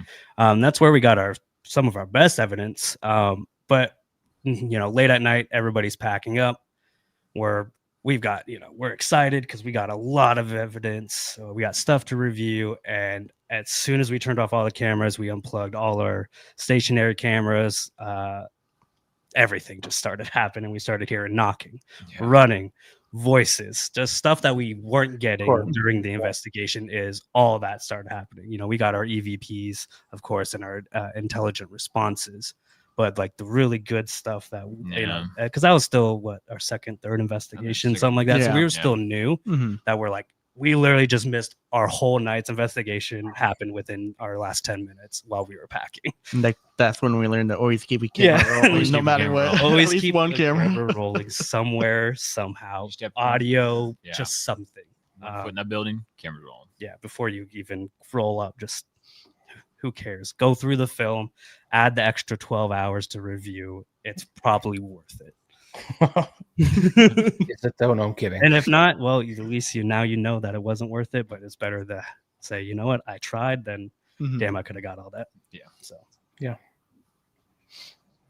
I find what I like to do now, because missing out on like a good piece of evidence is usually as soon as I get to a location, I like to just immediately turn an audio recorder on. Yeah. Because I think a lot of like the best evidence I've ever obtained is audio. Yeah. I would agree. Because yeah, like there was a time we were doing an old paddle wheel boat up here, and one of the ghost stories was some people will see a full body apparition of the original captain on the main floor, and we were setting up two of the curators to interview them because they've had experiences there, and I was rushing up because batteries and cameras they don't like each other. I had to get some batteries, and I was going back up to where everyone was, and I kid you not, I saw the captain walk out of like his quarters, look at me, and then just vanish. What? And yeah, so no camera rolling, but Mhm. batteries in my hand, right? Halfway On there. that note, gentlemen, I'm going to get you to hold on. We're going to go to break here at the bottom of the hour. We have 1/2 hour left with Merle and the guys from North by Northwest Paranormal on Spaced Out Radio. The second half of the show is coming on up. Our main man, Merle, from the Paranormal Road Trippers, is here as he joins us each and every month. And we are proud to have Eric, Austin, and Matt from North by Northwest. And we're going to try and squeeze in some audience questions too. When we return on Spaced Out Radio, the second half of the show is coming up next.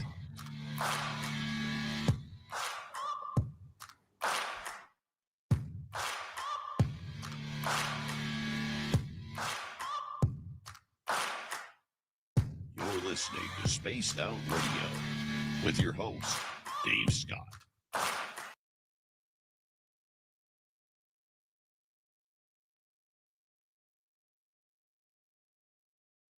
All right. I gotta say, Dave, because I know we're on the YouTube thing now. Joe Monk, these photos are back because of you. Every month, you're like, where are the photos? Where's that creepy lady? There she is. She says hi to you. She'll see you in your dreams. So here's a weird one that we missed on camera a couple of weeks ago. About a week before Merle was up here, my buddy Tim and I, we were out at our Flight 21 crash site, and we have a lot of Bigfoot activity up there. And so we're sitting there, we're preparing to put a trail camera up. Mm-hmm. And we just got back into our base camp after being in the forest and literally, like, we're in the middle of nowhere. Okay. Mm-hmm. And we hit these two spots in the forest where literally it was like there was little to no oxygen in those spots. Mm-hmm. It was creepy. So we go back and we're like, you know what? We need to sit down. We need to relax. We were talking about putting up a trail cam. Camera's off. And probably, I'm going to say 35, 40 yards, if that, into the trees, we hear something big moving in. Mm-hmm. And then it goes silent. Mm-hmm. And be damned if this thing doesn't start ripping ass in the forest. And it's like this. I got to wet my lips here. Hold on. It's like this. Of course. And this went on for about 15 seconds. Okay. And I'm looking at Tim and I said, are you kidding me? What's farting at us right now? Right. And we go back a week later. Actually, it was 2 weeks before Merle came. We go back a week later and we actually find the place with the droppings. Cool. And what's weird about it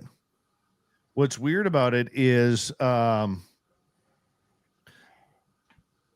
whatever pooped there parked its butt right into the trees. Like, an animal doesn't do that. Yeah. Yeah. An animal will just drop a deuce wherever it feels like dropping a deuce.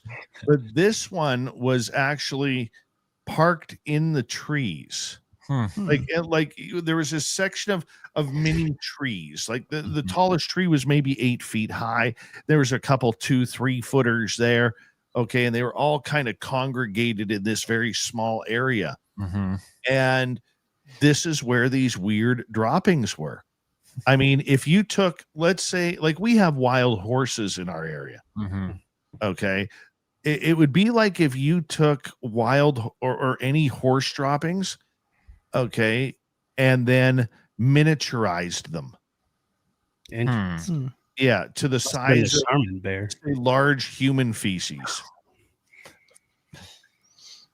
It was weird, man. Yeah. It was weird. And of course we missed it. Of course, And, I still have a camera. I mean, we've gotten a lot of toots on camera, but it's usually always explained. Usually Or awesome. explainable. it's at our location with Tim. That guy rips ass any chance. Right. Quickly here, Adam for Christ, welcome to SOR chat. Emperor Penguin, how you doing? Oh yeah, Merle likes it up there though, because you get I a do. little bit of everything. Paranormal smorgasbord. You get it all. Can't ask them for more than that, then. No. Yeah, Packing up. it's a creepy place. Mhm. Very claustrophobic. Mm. Very claustrophobic. We got about 35 seconds, guys. Looks like we have lots of audience questions, eh? We have quite a few. Yeah. Ooh, beautiful. Quite a few. Big thank you tonight to Jake, Kitty Cattywack, Stargazer, and of course, Karen and the Woo Train for joining our YouTube membership. All of it is a wonderful way to support what we do.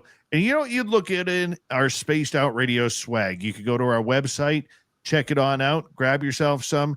You'll be happy you did because we don't have ugly swag, people. No ugly swag. So check it on out. Here we go.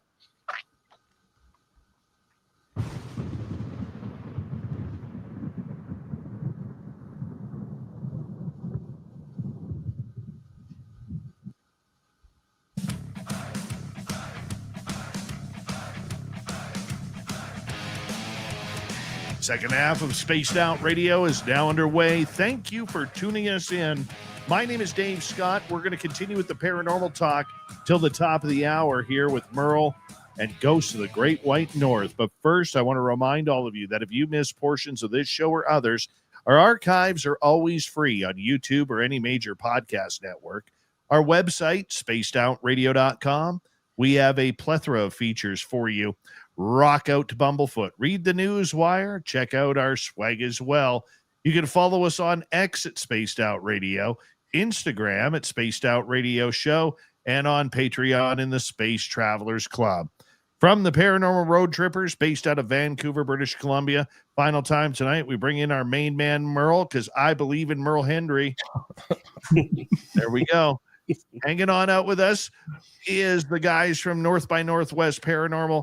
We have Austin, we have Matt, we have Eric. Thank you, gentlemen, for joining us. And, you know, we're going to get to some audience questions here.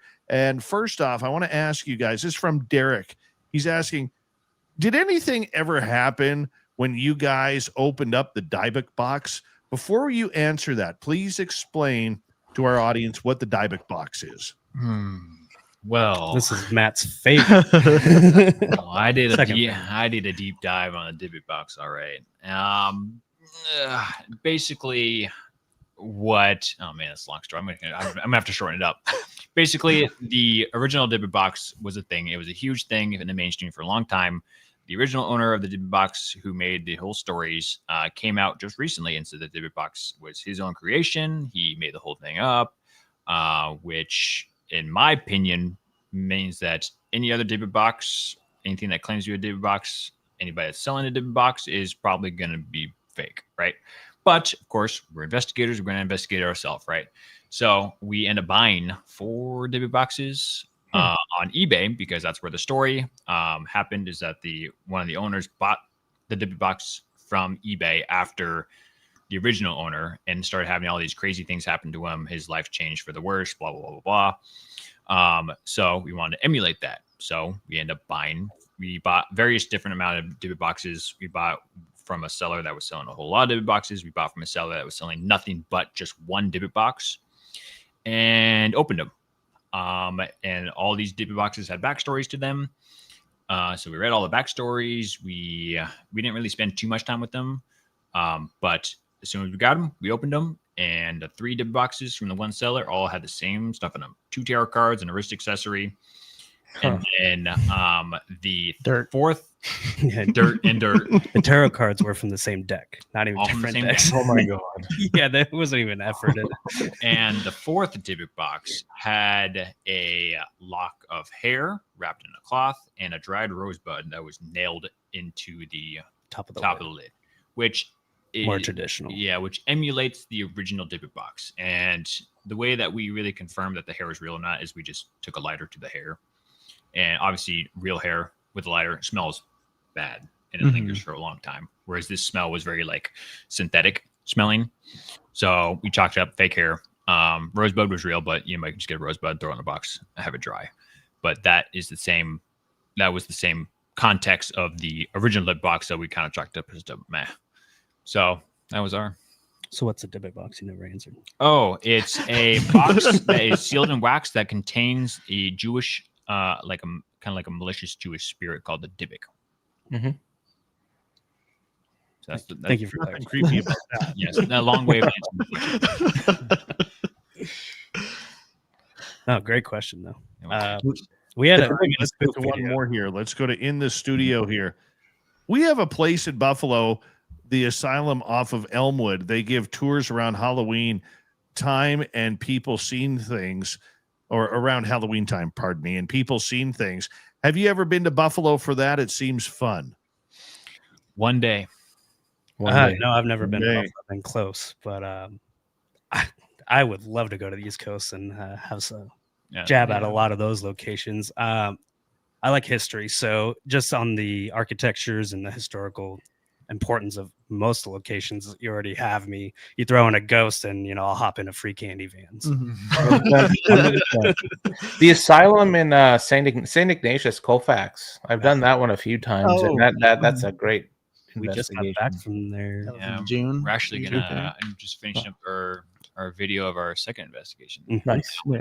That was Yeah, they have a couple more buildings now that you can. I go. heard. Yeah, Yeah. that's fun. That's very, very good. very good evidence. That's a 2026 plan to go back. Yeah, definitely. Let us know because we'll join you. We love that. All right, next question. This one comes from Fuzzy. Has anyone ever heard of electrical paranormal activity in a residence or building? I guess it depends on, are we talking like Transformers where the toaster's doing stuff on its own, or is it like, switches, power outages? I think when it comes to electricity, that becomes a very complicated thing to prove because it could be a single wire 2 blocks down, for all we know. But like maybe like EMF pulses or something like that, or clusters. I don't know if I've personally even run into that. I mean, the closest thing I could say we can really confirm is something like that would be interfering with our stuff is our camera audios cutting out and our cameras cutting out during a lot of these investigations where there's like high activity, like EMF starts spiking, all of a sudden the camera, the audio on that camera starts cutting out, or like the image starts getting kind of fuzzy or something. I think that's like the only kind of thing we can confirm that would be electrical interference when it comes to our equipment on investigations. Yeah. Kind of agree with Austin. That's pretty complicated to figure out because it could be anything. It could be anything. It's hard. Yeah. When I get houses or whatever, buildings or whatever, and especially if they're old, I'll take a K2 or a millimeter and I'll kind of do a sweep of the house and or wherever, or the building, and be mindful of where all the wiring is. Yeah. And I'll keep I keep gear, especially audio, because audio gets that hiss when you're close to electronic stuff. Yeah. And I kind of steer clear of all of that to try it. Or some places are open just to shutting everything off, just the breaker. And then you have like a naked building of power to investigate. EMF spikes, or especially concentration of EMFs, which tend to be basements or attics where a lot of the wiring normally or usually is. It's probably where you get a lot of the most reports of I'm being watched, my hair's on my neck every time I go to do the laundry, stand up, and one of our most recent ones at Temperate Habits, where they were reporting stuff in the basement. I was like, I know what that's. I looked at the wires. I know exactly what's going on. And then as soon as you get into it, we take the EMF down there and nothing, just flatlined. And I was like, all right, I don't know what's going on anymore. And that just proves, it doesn't matter how much you've experienced or know what you don't know until you know. Because, I mean, they had their wires wrapped in metal tubing. Everything was nice. Nothing was leaking. There was no spikes. And I just went in. I was like, man, I'm an idiot. I thought I for sure knew what was going on. I was just gonna be like, hold it up. Yeah, that's spiking pretty well. This is probably what's going on. And then I was like, never mind. So, All right, let's get to one more question here. And this one comes from Jaquetta. Have you ever gone into an antique store and looked for haunted objects? every time we can. That's my favorite hobby. Yeah. Yeah. You think it's just for old people to go antiquing. I tell you what, pits 30-year-olds with some money and a knack for finding something as creepy as you can with a story, and Mhm. we're there. Right. So, absolutely, we go in looking for anything, and we always reach out to anybody that like, oh, we have a haunted this. We're like, we'll take it off your hands, send it to us, whatever you need. How We're much? here. Yeah. Like I was saying earlier, we just acquired some more haunted items. Mhm. One of them is actually an American flag, a folded American flag. So should be interesting videos hopefully coming up. Yeah. For our YouTube audience, everything behind me, a lot of behind me is antique stuff from antique stores, and I thought I was thorough going through antique stores, but my girlfriend was like, "How'd you miss this?" It's just And I'm like, right there. "Damn, I need to slow down." So much to see, so much Right? to touch. Yeah. There's so much. I haunted objects are cool. Like I said earlier, I've kind of shied away from those a little bit too, just from experiences. Yeah. But I kind of sniff them out too, obviously, when you're in antique stores, because I can't say no to them. I keep them for a while, but then I'll trade or sell. Yeah. Right. I think if we could But have yeah. a giant warehouse full, I think we'd be just fine with that. Be like that. Yeah. Of Indiana Jones. I need to go The calm Ark down of the and take a Covenant. break. I'm going to the haunted room. My current kick is collecting the Victorian postmortem photography. Mm. Oh, Mhm. And I got a handful of those in my cabinet that are pretty neat, and interesting. they're just funky energy on those too, because what Oh, you're yeah. capturing, right? Yeah. Yeah, All energy. It's forms of energy, anyways. yeah. Yeah, very interesting. Have you either or any of you guys ever been followed home by a spirit? If Rachel was here, If Rachel was here. If Yeah. Rachel's here, she'd say yes. Yeah. I've only had a couple of when Austin's talking about concrete for both investigations that we did, the first one that we did and the one when we came back. For a couple days afterwards, we would have the equipment in my house kind of going on and off by themselves. I live in a 2-story apartment, and when I'm here by myself, this last couple days after the investigation, where I was hearing someone walking around the upstairs, and it was like right above where my room was. I don't know if that was something following me or coincidence. Kind of try to say it was a house settling too, but it was just the timing of that, and then it not happening again afterwards. And then also with the van, I think my sister said that van that we took that day was. I had parked at our house afterwards, and she said some things were going off on that too. So we might have had a haunted van for a little bit. Definitely had something with that. Yeah. they always try to play Ouija board rules. Always say goodbye when you leave. Yeah. We've learned to definitely say our goodbyes, make sure contact is very clear. Mhm. Endings don't. This is where it ends. This is.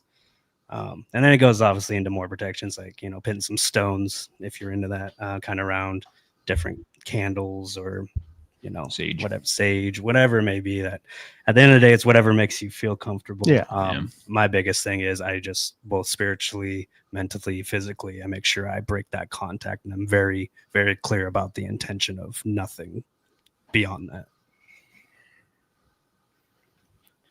Safety is always a concern no matter what you guys do. How do you keep yourselves safe after an investigation or even preparing for an area? I mean, because let's face it, there's not a lot of danger when you go into someone's house unless you get an attachment. But if you're going into, say, an older asylum or somebody's property that they want investigated, and you're going into, say, a dilapidated barn or something along those lines, how do you guys prepare for your own safety? I always make sure I'm up to date on my tetanus shot to start. Yes. That's pretty good life advice I learned over the years. Double check your life insurance. Yeah, double check insurance life policy.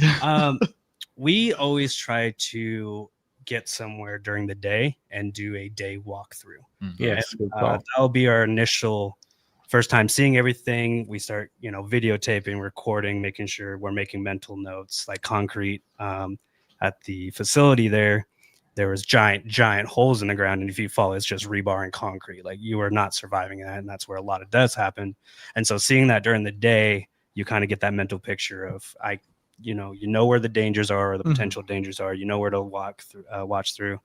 And then beyond that, it's getting in there and just taking your time. It's watching for everything. If that board looks like it might not be steady, it usually isn't. And it's kind of boils down to, don't take unnecessary risk while you're there. Is the biggest one. We've all got families to go home to, that I want to see. I don't need to go trying to jump cliff to cliff just to maybe see something over there. Right. So it just comes down to situational awareness. When it comes to like spiritual stuff, we do like to do a lot of saging, and we do a lot of cleansing, like prayers and whatnot. So yeah, at least that's what I do. I don't know if you guys do. I mean, as soon as I got rid of Alice, the first thing I do is take a good 30 minutes of sage and Palo Santos and pace my apartment. That makes sense. Yeah. Well, I mean, that's kind of the big one. I mean, safety first. You always got to make sure you're going home right afterwards, unless you're going to the bar or something like that. But for you guys, as you go on, there are always locations that stick out to you. There are always, certain hangups. Have you guys ever gone to a perceived haunted location and got absolutely struck out? We've had one. What are you thinking? Where the lady's body was found in the back of the truck in the parking lot. Oh, yeah. That was like a personal stories. Yeah, that one was pretty. A lot were reported. It was under renovations. We can't name it. They didn't want to be named for the business. But it's a very frequently used building. But years ago, there is a deceased body found in the back of a dumped vehicle or a trailer or something that was dumped on their parking lot. And so people think that they hear or see the woman that was found. So we went there with pretty high hopes, saying, yeah, this is going to be good. And it was just, I think, hours after hours of we weren't getting anything. No spirit box, no EMFs, no cameras moving, not even dust going across cameras. It was, of course, for how big the area was, there was just zilch. And not saying that maybe there is nothing there, but when you, at least based off the stories to what we got, there was such a opposite ends of the spectrum that it may be another investigation, but then it kind of boils down to, would it be worth it in the end to try to go back? And then again, on those ones, we're only there for one night. Yeah. So it's we hope to eventually, cases like that, maybe do multiple nights to kind of see what we could get and everything like that, if it's allowed. I think the ones that you get zilch on, though, humble you a little bit. At least what I've come to learn, because based off our first investigation and as we're going, we've been pretty lucky. I feel like on potential evidence or evidence that we really strongly support our positions. And you kind of ride that high in essence, where you're like, it doesn't matter what kind of night we're having, we're probably going to get something. And so when you get, sit there for a whole night investigating, and then hours and hours upon evidence review, every, rewind, play. And then you get nothing, and you're like, well, that 20 hours we just sat there for was fun. And so it humbles you to say, listen, you've been lucky. Everything you get, count it, because that could be your last that you'll ever get. Do you know where I struck out? I'm 0-2 at, and I'm still a little upset about it because I want to go back. Mackey Mansion, Virginia City. You struck out? That's twice. So 2 years in a row, me and my buddy rented it to ourselves, just the two of us, him and I, for it goes 4 hours each time. And I brought all the toys, like on the airplane down to there, and this path.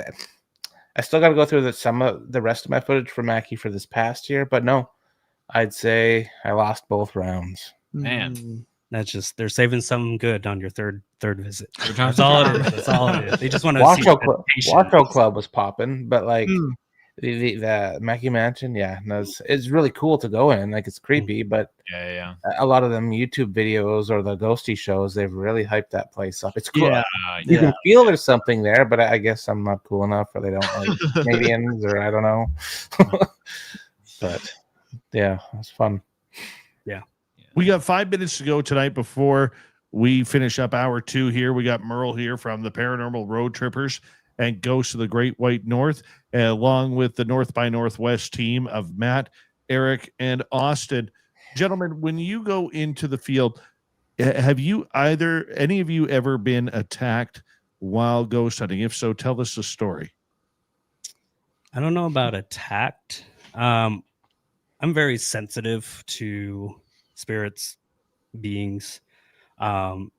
And I think I was at Mirkwood was my first actual physical encounter. So a lot of the reports were in the downstairs basement bathroom, the men's room, right? Mhm. Specifically the men's room. When men were going to the bathroom at the urinals, they would feel somebody like pushing on them or touching them or some kind of, or slapping their butts. It was something really weird. And so I was like, I'll go in there.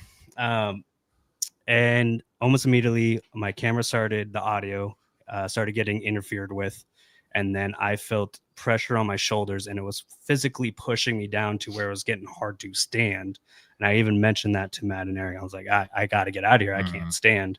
Like, it's hard to breathe. And as soon as I walked out, camera stopped being interfered with, and then all that pressure was just immediately gone off of me. Yeah, and it's like one of those things where it's like, this is our second investigation, and I'm still like on the skeptic side of it. Yeah. So when I heard that from Austin, I was like, really? Right. Are you really? We're like, this guy. Yeah. This guy, look at this guy. And then I was just like, the back of my head, and then all of a sudden I start reviewing footage, and then the camera he's holding, audio and video starts going out. And then as soon as he leaves, audio and video starts going normal. And I'm just like, in my head, I'm like, okay, well, maybe I can start trusting you on these things. So yeah, and it was like right when you cross that doorway out of there too. Just The threshold instantly. Yeah, camera's back working, audio's working again. Yeah. I think that's the only. And I always offer, please come touch me, push me, something, but and I know that's probably not the smartest thing, but I mean, a good. I know we all do it, right? At least that's right. But other than like the scratches or pushes, like physical touch. Oh, Yeah, I don't think most of it's just me tripping over myself. Yeah, I mean, I felt like it. Fort Warden. Oh, I felt like my backpack was slapped. Oh yeah. I heard Yeah. about that, like someone pulled on it. Yeah, and it felt like someone just like did a little slap my backpack. But then I'm like, because I reviewed footage, I'm like, oh, was it like my backpack strap that may have like swung and hit it? But then reviewing footage, like, no, my backpack straps were they were like dangling a little bit, but not enough to like do like a slap on my backpack. So Was that at the captain's quarters in Fort Warden? No, it was up in like the watchtower. the watchtower, Up on top. Yeah. Oh, okay. Yeah. But yeah, I've heard stories there when we were there asking questions with the people who are working there. They definitely said like the captain's quarters is like the place you got to go to. So We rented it for 2 nights, and yeah, when we were setting up our gear, it sounded like somebody rushed into the kitchen. Ooh. And like military boots, like it was really heavy boots. Yeah. And you rummaging through our plastic bags because you got to bring your own food there because kitchen, right? And we're like, what was that, rats? but there are none. It's a beautiful bed and breakfast. Yeah.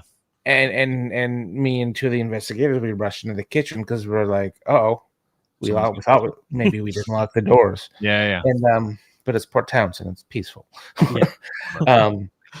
And there was nobody there. And then when we were in the kitchen, we heard loud, heavy footsteps going down the hallway because it's old wooden floors to where the junior officers would sleep. Yeah. So it was like, I think we heard a bunch of footsteps, and it did sound like military boots or something heavy. And like throughout the whole whole time, full fort, full fort, and that echoes in there, so you could really tell like close, far away. Yeah, I remember like you can hear like above. Yeah, like we went like on the outside of the first floor, and we just heard like something right above us, like kind of further back. And that place, if you talk, you can hear from all the way across the fort. So those footsteps definitely echoed. Gentlemen, it is hard to believe, but it is almost time to start to wrap this up tonight. And you know what? I got to say, Matt, Eric, and Austin, you guys are amazing. And keep up your fantastic work and your exploration of the paranormal. Where can people find your YouTube channel and your social media? North by Northwest Paranormal on YouTube. Instagram at North by Northwest Paranormal. TikTok. NXMP official. Yes. Everything else was taken. Yeah. So Instagram is where we usually post most of our main like up to date stuff, and then YouTube's where we post off our obviously our longer length videos. So those are the two places. Yeah, or you can go on the website nxnp-official.org. Mm-hmm. And then we have our podcast on every major podcast platform, I believe. We'll be getting Thank back, you. get that going again too. Love it. Love it. Merle, thank you Awesome. very much as well from the Paranormal Road Trippers. Coming up next, we got Josh Rutledge. The UFO Report kicks off hour number 3. You're listening to Spaced Out Radio with your host, Dave Scott.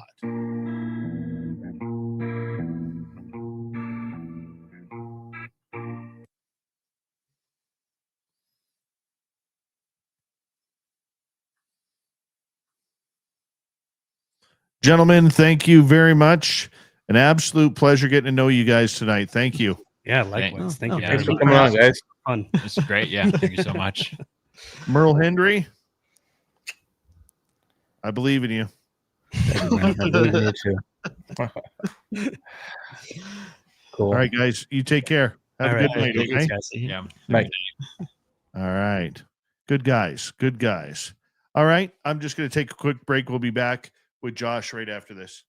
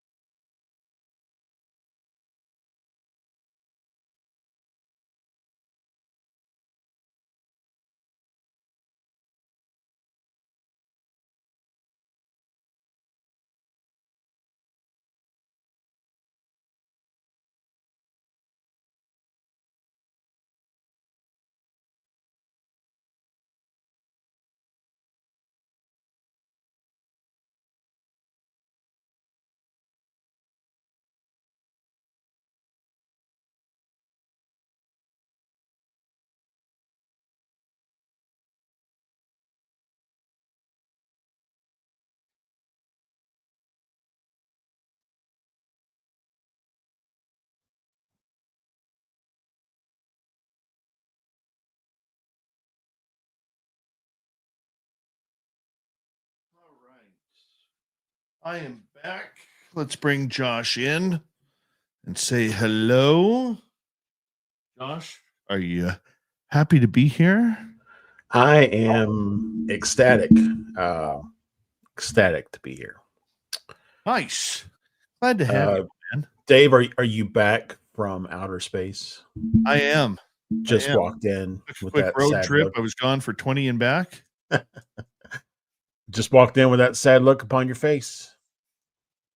Mm-hmm. Yep. We got just under a minute here. Okay. No swamp dweller. We're going straight to you. All right. Yeah. Getting back in the swing of things. My kid had his first night of hockey tonight. So I got back to the studio literally with like 25 minutes to go before showtime. So I didn't have time to record Swampy. Is he a wing? Yeah, he's a winger. He was a little rusty today.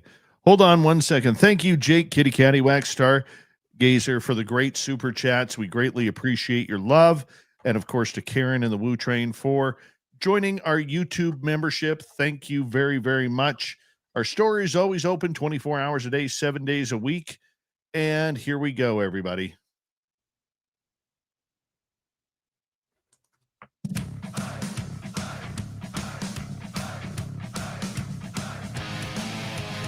Here comes the third and final hour of Spaced Out Radio tonight. My name is Dave Scott. Thank you very much for taking the time to join us. We really appreciate burning your listening ears wherever you are on this beautiful planet we call Earth. Hello to everyone tuning us in on our terrestrial affiliates around North America, digitally on every major podcast network. Our website, spacedoutradio.com. We have a plethora of features for you. Rock out to Bumblefoot, read the news wire, check out our swag as well. You can follow us on X at Spaced Out Radio, Instagram at Spaced Out Radio Show, and on Patreon in the Space Travelers Club. The Desert Clam has set the password for tonight in the SOR Space Travelers Club, Nebulophobia. Nebulophobia is your password. Use it wisely, Space Travelers, as the Clam sets the password each and every night, right here on Spaced Out Radio. Time for the UFO report. Where's the kaboom? There was supposed to be an earth-shattering kaboom.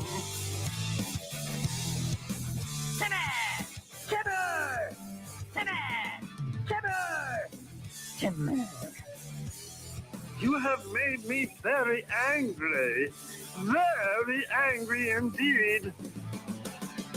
Well, normally we would have Tim James in as our UFO reporter, but Josh Rutledge is filling in tonight, and we're proud to announce that Josh will be joining Spaced Out Radio as our UFO reporter going on straight from here. And so we're going to have to create a new intro for you because that one was made for Tim, you know. Now, just got to let everybody know, if you didn't read my Facebook post earlier today, and Josh, I want to say thank you for taking up the position. I mean, it's really, really cool of you to jump on in. You know, when we were back at our Vegas party and you were there with the beard of knowledge, Shane Hurd, hanging on out. I mean, you said, hey, man, if there's anything that I could ever do to join Spaced Out Radio, I'd love to do it. So we're glad to have you as part of the team moving forward here. I mean, I got the, you reached out of the blue with the call. I really appreciate it. And I'm happy to be part of the team, part of the community, and looking forward to see, what else we can do. So for people wondering what happened with Tim James, a number of years ago, Tim had a few concussions. And, when you play combat sports, and he took a lot of martial arts, and then in our younger years, every now and again you get into a few fisticuffs when you go out at night, and things happen. And he had a couple of really big doozy concussions. Well, moving forward as we get older, those concussions can come back to haunt you a little bit. And so Tim has been struggling with sleeping and with his head and his brain, to be absolutely blunt. And so he has visited a doctor. He's okay. I'm going to tell everybody he is okay. But one of the things his doctor told him was that he has to cut back on his nighttime activity, because one of the ways that you heal your brain in these situations is sleep. So he has to average now a minimum of 8 hours sleep a night. So we got the news earlier today, and Tim said, look, Dave, I still want to be a part of Spaced Out Radio. I still want to do the Friday night show before our radio show. If you go on our YouTube channel, we have a show called Element 115 with Lee Strauss and Tim. Tim is going to be still a part of that. He's going to be working behind the scenes. And if you've been watching our YouTube channel for his and my journey into Secrets of the Forest, Tim will continue with that as well. But unfortunately, for staying up late and doing the UFO report, unfortunately, he just cannot do that anymore going forward, at least for the near future, maybe longer. So Tim said, look, man, if we can get, literally, he said, if we can get Josh Rutledge to do the UFO report, he goes, that is going to be kick-ass. And so that's when I said, okay, I'll call Josh. So this afternoon, I hooked up with Josh and I said, hey, man, I have need to talk to you about something. And I think it'll be good news for you. And Josh, I don't even think I finished the sentence. And you're like, I'm in. Yeah, I'm in. Thank you for that.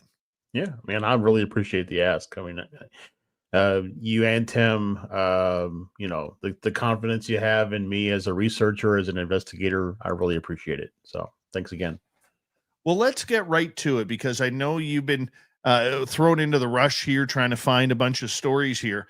And this past week has been very, very tumultuous in the United States, considering what happened, politically and everything. I don't want to get into the entire Charlie Kirk situation, because no matter what side of the ledger you stand on, it's a sad story nonetheless that has really rocked a lot of people. But the question that I do have, where it does tie to UFOs, is prior to this happening, there was a little bit of momentum coming out of the UFO hearings. And then all of a sudden, Josh, everything seemed to go quiet with this actually happening with Charlie Kirk, and everybody is talking about it and everything. When we have one of these major situations, it gets pushed, the news like UFOs especially gets pushed to the back burner.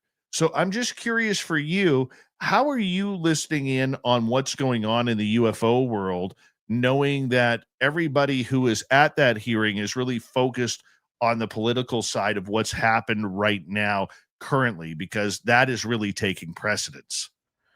Yeah, I mean, I use the kind of the back end tools like everybody else, Reddit, UFO Twitter, things like that. People are still posting things. In fact, there was another jellyfish UAP posting on Reddit earlier today, coming out of Iraq. So I watched the video. I was a little skeptical at first. So I downloaded the video, ran it through AI, asked it to analyze it for CGI, and it says it seems to be natural flow and does not appear to be CGI in any way. So there's still stuff that's happening. Let's say like back alley communications, if you will, on like Reddit and UFO Twitter and places.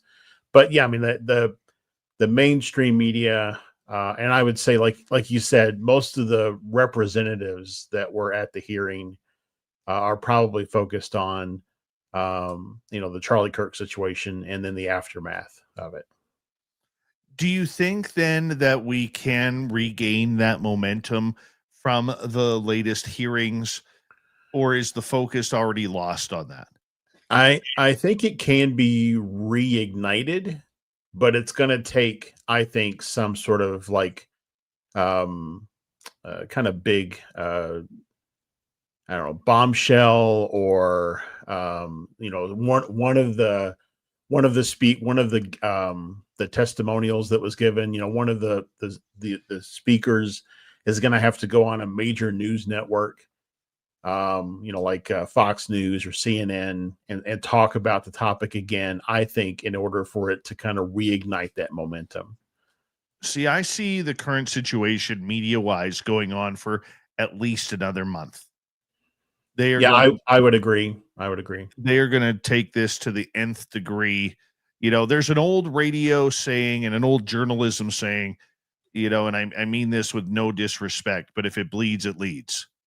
And they are going to try and get this. They know that this story on both sides of the ledger, and once again, we're not political. I don't care what side of the ledger you're on. Okay. But the one thing about journalism and news shows is if they know it's bringing in ratings, they are going to run with it until they get every last drop of sweat out of it, and that's exactly what's going to happen. And I really, feel bad for somebody like Dylan Borland, who was one of the eyewitnesses at the UFO hearings where he literally lost his job. Like, I cannot get this gentleman out of my mind. I want to talk to him and I want to just say, man, like, what are you going to do? How do you live? I mean, this is a guy who gave his entire life to the United States Air Force and government entities after his Air Force career in, everything from video analysis to intel, security, everything in between. And when he had his UFO sighting on base at a U.S. Air Force base, which was a black triangle about 100 feet away from him, he did what he was supposed to do, Josh. He reported it to Arrow. His people around that he worked with basically stated that he was not supposed, they wouldn't do that if they were him. Right. And yet he felt the need to talk about this, to follow the protocol that was set up with Arrow, the all domain, what is it even? Anomaly Research Organization. Yep. Okay. And Dr. Sean Kirkpatrick was the head of that department at that time. Kirkpatrick came out and said, no, I know nothing about Dylan Borland. I don't know anything about his story. Right. And yet Borland has the receipts showing that he actually did put the report in. And shortly after that report went in, boom, he was pretty much said, your services are no longer required. By the way, what you did, we're taking your pension. We're taking everything that you worked hard for. I mean, this is a guy who literally lost his entire life that he has dedicated, his best working years of his life, for nothing.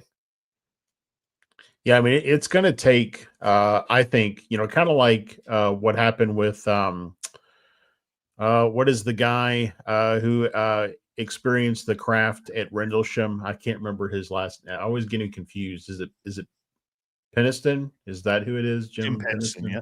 Yep. It took Harry Reid intervening in order to unlock his medical records so that he could get medical attention from the VA. I think this is going to be the same. It's going to require, somebody from Congress to intervene on his behalf to I don't know that, it'll be like a job out of it, but maybe they can do something to restore his pension. What we don't know is, we know that he filed a report to Arrow and we know that he lost his pension, but what we don't know is the reasons that were documented for why he lost his pension. So it would be easy for us in the community to just say, well, it must be because he filed the report, but we really don't know what excuse was given or reason was given for why he lost his pension. And so that's where I think, congressional oversight, he should probably, if he hasn't already, obtain legal counsel, and fight it from that avenue. But it probably is going to take, like I said, somebody in Congress, maybe Luna, maybe Tim Burchett, jumping in on his behalf and pushing for, the right thing to be done. Yeah, I would agree with you on that one. And I think, that was probably the most heartfelt part of this all. And look, you don't have to believe his story. You don't have to believe his encounter. You don't, I mean, the people out there are already chanting, where's the proof? Where's the proof? You have no evidence. It's just another story. This guy has proof about his career ending over this. You know, I will say this, though, and to play devil's advocate for a moment, outside of the UFO report that he filed, we don't know anything else that he was into. We don't know if he screwed up a project. We don't know if he maybe had a cell phone compromised by the Chinese government and Chinese spies. Now, I'm hypothesizing here. We don't know. Right. Okay. But when you get into those type of intel situations, you know, the one thing I do know is they're pretty sticky on knowing everything about you and who you're communicating with and why are you communicating with a foreign national or whatever. They know every move you make, and it's all for national security. And when you sign on the dotted line, you give your life to that job. Every perspective, even what goes on in your bedroom, they know what's going on. Yep. And I mean, even after you retire, I mean, it's, you know, it's, you're locked into non-disclosure agreements and everything else, you know, security clearance, etc. Yeah. I mean, and that's what I mean by, you know, we don't know all the details. We don't know all the facts. And so I think it would be, you know, a poor investigation for us or anybody in the community to just draw the line between he submitted a report and he lost his pension. It's retaliation for submitting a report.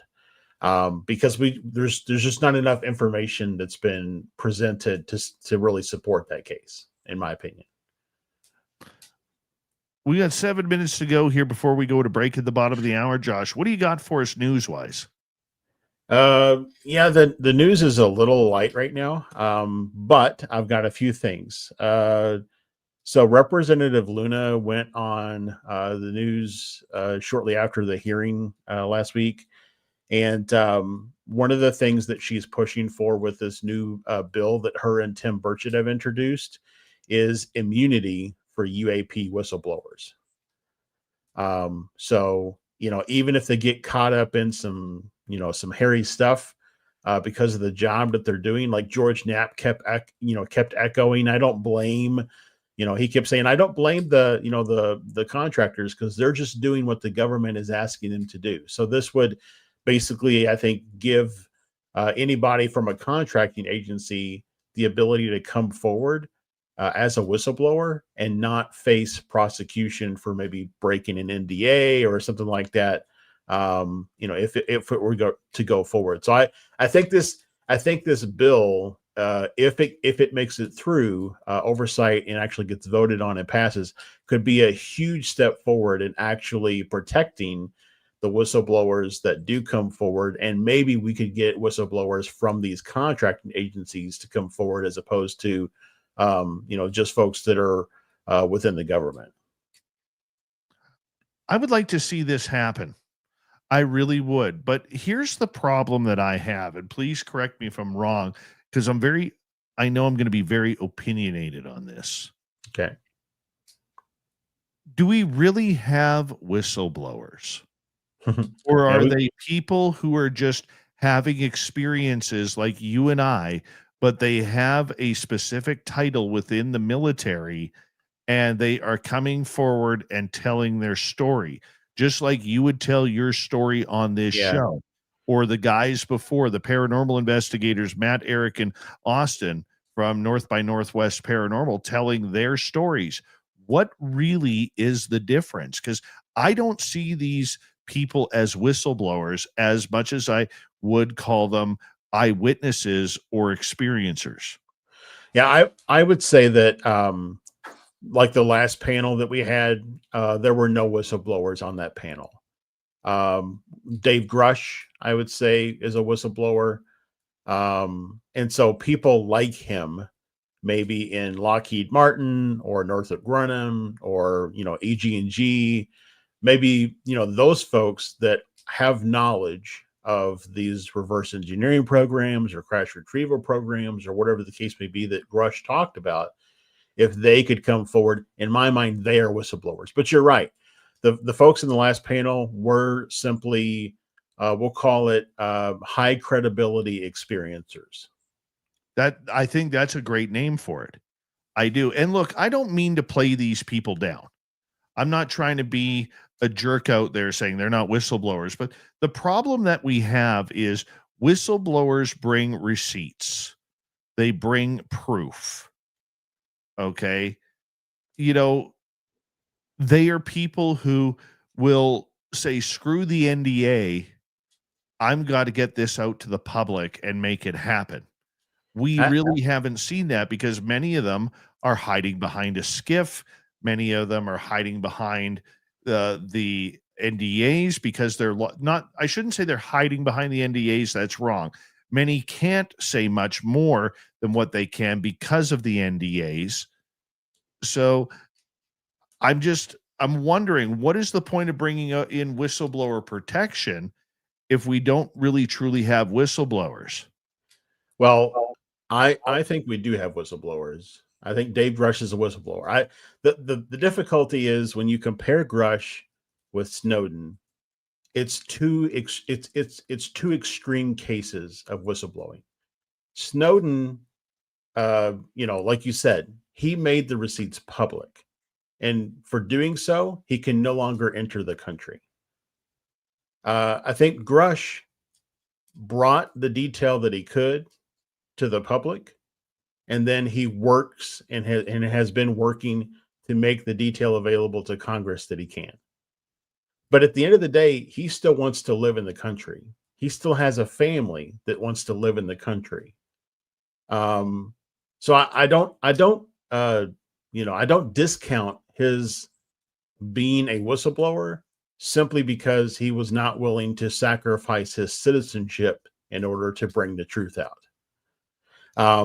And so that's why it's like maybe these, immunity for UAP whistleblowers will go longer and farther in allowing people like Grush to actually give more to the public and not have to worry about facing, prosecution or loss of pension or worse, loss of citizenship. I agree with you there.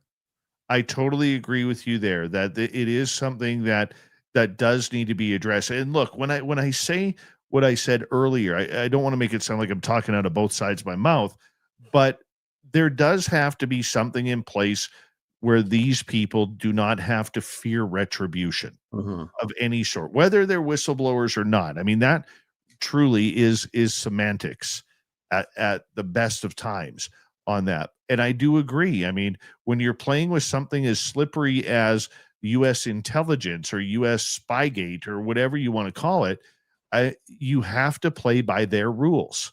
If not, you're screwed. You're absolutely screwed. But, on the flip side, these people have to feel comfortable in coming forward. How many people are working right now who are like, no way, I'm not going down. I saw what happened to David Grush. I've seen what happened to other people. The way they treated Jake Barber or whoever else it may be. I've seen it happen. And I'm not going down that road. I'll take this to my grave. And I would even argue that Borden was a whistleblower for how broken the Arrow process was at the time that he made his report. I mean, that's what he basically highlighted, right? Is that the Arrow process was a facade, that they really didn't want to receive credible information or reports at the time that Sean Kirkpatrick was running the thing. I equate Sean Kirkpatrick with basically, the Condon report, where he had already made up his mind and he was just running this fake group of people, not really intending to actually do anything. Did he really do that, or was he told to do that? Because Susan Goff, the head of PR for the Pentagon, seems very staunch at putting down every UFO report there is. Josh Rutledge, the UFO report on Spaced Out Radio, continues right after this. This is Spaced Out Radio and your host, Dave Scott.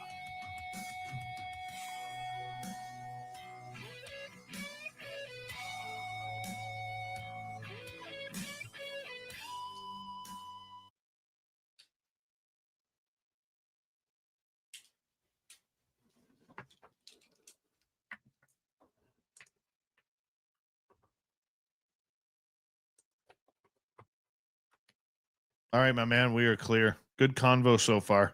Yeah. Good convo.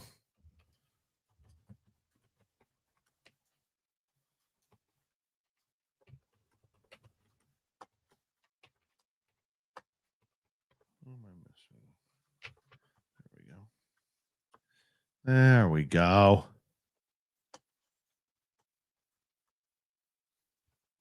Have you noticed on Facebook you're getting like 30 to 50 friend requests a day now? Yes, but I deny most of them. Yeah. I took the stance of if I know you because I've been on your show or because I've had you on my show or we met at a conference or something, then I'll accept your friend request. Everybody else can just follow me if they want to see information that I'm putting out. Right. Because I still also share personal stuff on Facebook. And so I don't want, I don't want random people that I don't know, what they're up to have access to like pictures of my kids and stuff. So Yeah. Yeah, I hear you there, man. I hear you there all too well. All too well. The other thing I've noticed too about Facebook, not so much on my computer as it is on my phone, where I barely see people anymore. It's all advertising groups now, and groups that I would never even follow. And it's like I just want to see somebody that I know on my Facebook. I mean, back in the day, it was like you only saw 7% of the people that you're friends with. Now that number has to be down. It's all advertising groups and videos and everything. And it's like I spend half my day hitting X on them now. yeah, it's a little misleading too because when it shows up in my feed, if I want to comment on the post from this random group, it takes me to a page that says, "Great, now join this group so you can comment." I'm like, "Well, I don't want to comment that bad that I want to join this group." But yeah, I mean, I like if I wasn't trying to push, my YouTube channel and my podcast and things like that, I don't know that I would be on Facebook anymore. Yeah. If I had the discretionary income to hire someone to just maintain my Facebook page, I would probably just use Messenger to talk with my friends and family and probably never go on Facebook. Yeah, I'm pretty much the same way. Pretty much the same way. Karen Holland, welcome to SOR chat. Thank you for the compliments. Who else has joined us here? Eva, how are you? Sweet Tony D, how you doing? Good to see you. We're caught up there. Oh, the other thing I did, and I guess I'm going to have to maybe adjust this, is I turned off notifications for all my social media apps. Oh, I did that years ago. Yeah. One of the greatest things I ever did. I mean, every time I launch it, it asks me if I want to turn it back on. I just say no and move on. So, right.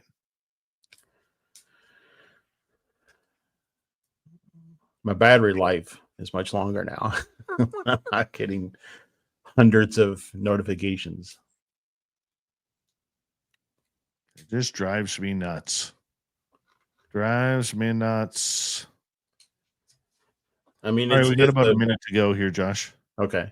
It's a blessing and a curse, right? We're more connected now as a people than we've ever been, but we've also have more fake connections than we've ever had to worry about.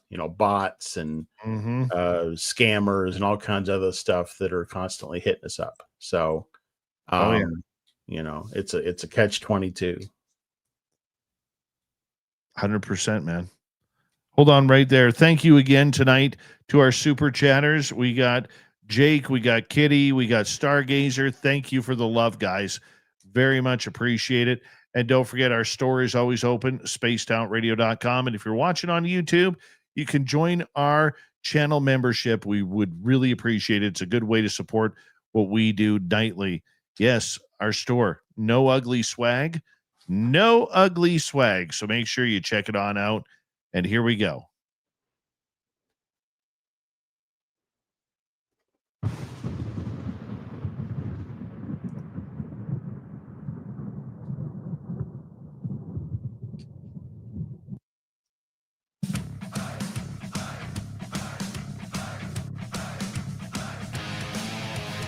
We're into the final half hour of Spaced Out Radio tonight. The UFO report with Josh Rutledge continues right after this. My name is Dave Scott. I'm your host. I love doing this show with all of you, and I hope you enjoy listening to me as well. Hey, if you have missed most of this show or others, our archives are always free on YouTube or any major podcast network. Our website, spacedoutradio.com. We have a plethora of features for you. Rock out to Bumblefoot, read the news wire, check out our swag as well. You can follow us on X at Spaced Out Radio, Instagram at Spaced Out Radio Show, and on Patreon in the Space Travelers Club. Josh Rutledge is here. Our UFO report continues. Right after this, we were talking about Arrow right beforehand and the distrust that seems to have a lot of people moving and shaking and wondering whether or not whistleblower protection is important. Josh, you are in favor of it. I am. I really think it will go a long way. Like I said, I really hope it will lead to not just government people coming forward. You know, because of the military industrial complex and the way that it's structured, where so much of the actual work is done by independent contractors, those independent contractors are not covered underneath FOIA. And so we will never be able to file anything to really find out what they're doing with the billions and trillions of dollars that they receive and have received from the government over the last 60 plus years. So the only way, in my opinion, that we'll ever know is if, you know, there's either a bunch of deathbed confessionals that somehow make it into the news media, or B, people have protections and they start coming forward with what they know about these programs and don't have, you know, because they don't have to worry about being sued or, you know, like I said, worse, having to somehow leave the country. You know what? You bring up a good point there, you know, that we really do need to pay a little bit more attention to the surroundings of companies like Lockheed Martin, Boeing, Raytheon, and many, many others that are working privately and said to have this technology. George Knapp obviously brought it up about Lockheed Martin, and I think that it's impossible under the way it's set up that you could ever put a FOIA request in to see what Lockheed Martin has, because they are a private company. But there has to be a way that this congressional panel or members of Nancy Mace's conspiracy club, okay, that they have to be able to figure out a way of how this information is getting to Lockheed or getting to Boeing or any of these companies that are basically running the military industrial complex. Because if they do have those parts, those craft, the bodies, whatever they have, in the end, that is a humanity thing. And I'm wondering, because I don't know the American system very well, I'm wondering, could any of those companies be taken to court for information if they're withholding it from the government? I don't think so. Because, and I think it's probably because it's going to be more than likely the companies, because of their governmental contracts, are compartmentalized just like the government is. So it's on a need to know basis. And if you don't need to know, they don't have to tell you. So they likely have a contact, one or two within the government, that manages their contract. And via that contact, they pass information back relevant to, the delivery of the contract. So whether or not that person within the government then disseminates that information is outside of the control of the company that is performing the activities. At the end of the day, they're going to say, we gave everything we had to Joe Schmo as our contact. We have no knowledge of what Joe Schmo did with it after, we did so. And so I don't think we'll ever see like a lawsuit against Lockheed Martin to reveal the information. But what I think we could see is, as a part of these congressional hearings, is they could subpoena somebody within one of these, one of these companies, for them to come in and provide testimony on these programs. The problem will be in finding the right person to subpoena, because again, if it's compartmentalized, you can't just go to the board and say, give me these 3 people and subpoena them. Like, it has to be, in my opinion, somebody has to name someone directly as being involved or knowledge of involvement, and then they can subpoena that person.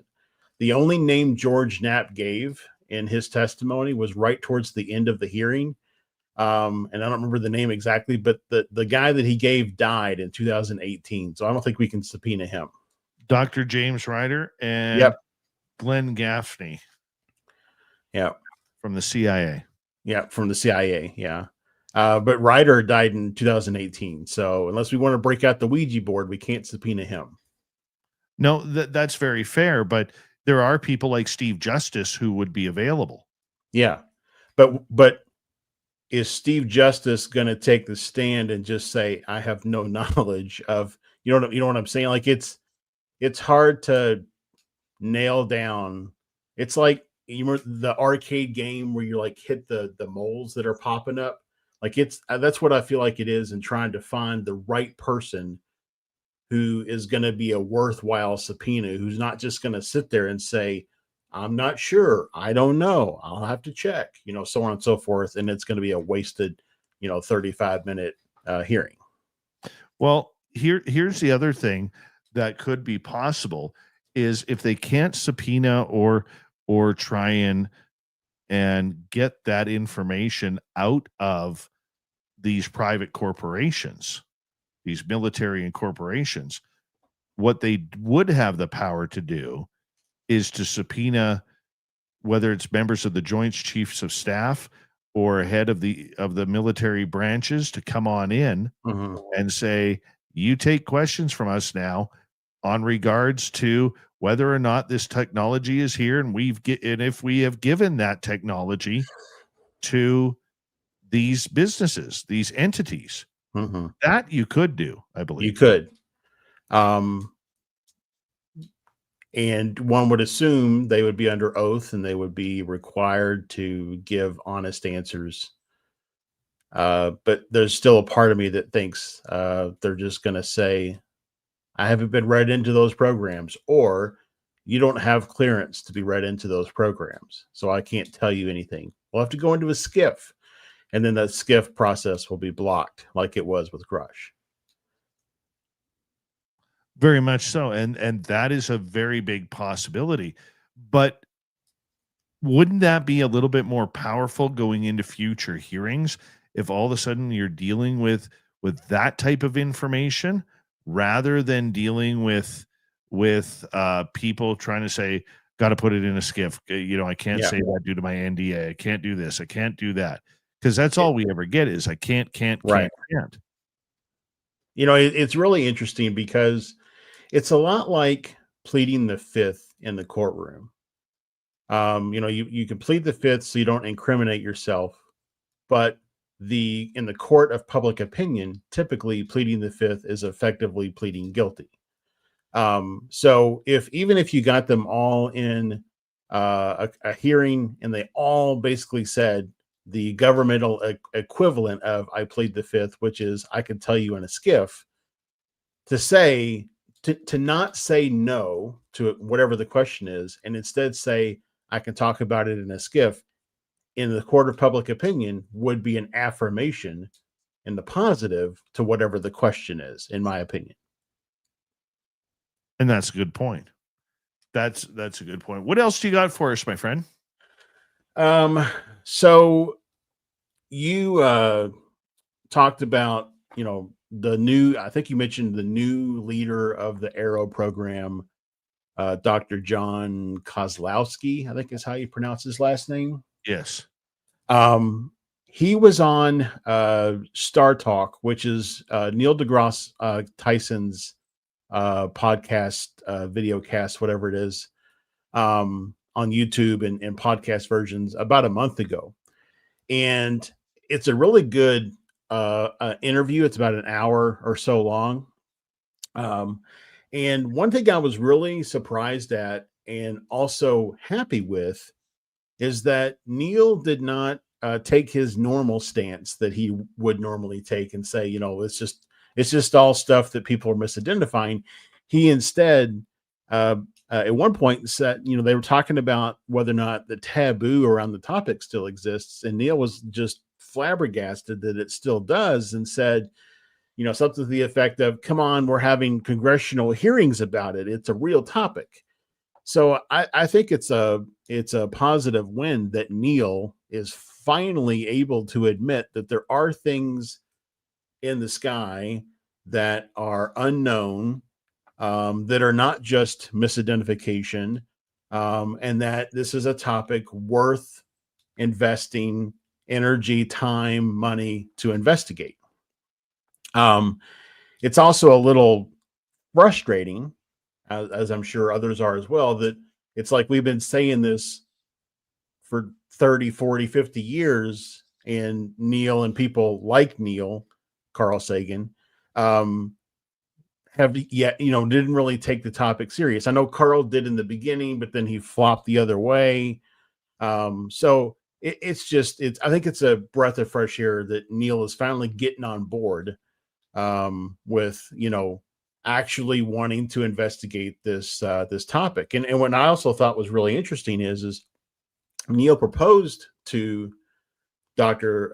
Kozlowski that the government might consider placing like a small little box or something in people's houses that would gather, kind of environmental data, EMF, compass readings, accelerometer, stuff like that, so that if the government had a sighting that they were investigating, they could go to a pool of data, environmental, data about that kind of stuff based on all these little boxes. And I thought that was really interesting because I have one of those boxes in my house. It's part of Madar.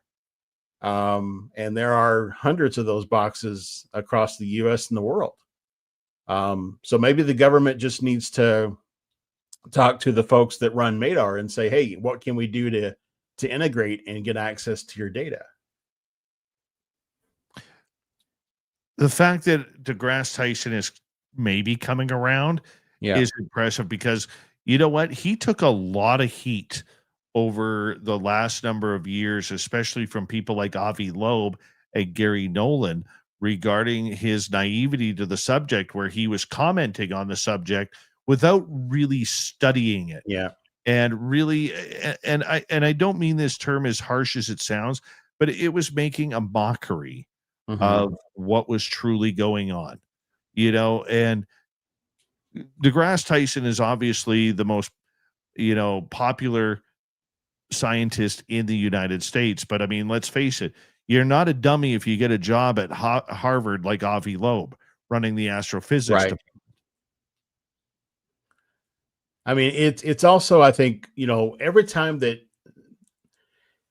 like, in my opinion, and either Neil doesn't understand this or he's ignorant, and just is doing it anyway. But like you said, he's the most recognizable name. I think if somebody came into anybody on the street and said, who is Neil deGrasse Tyson?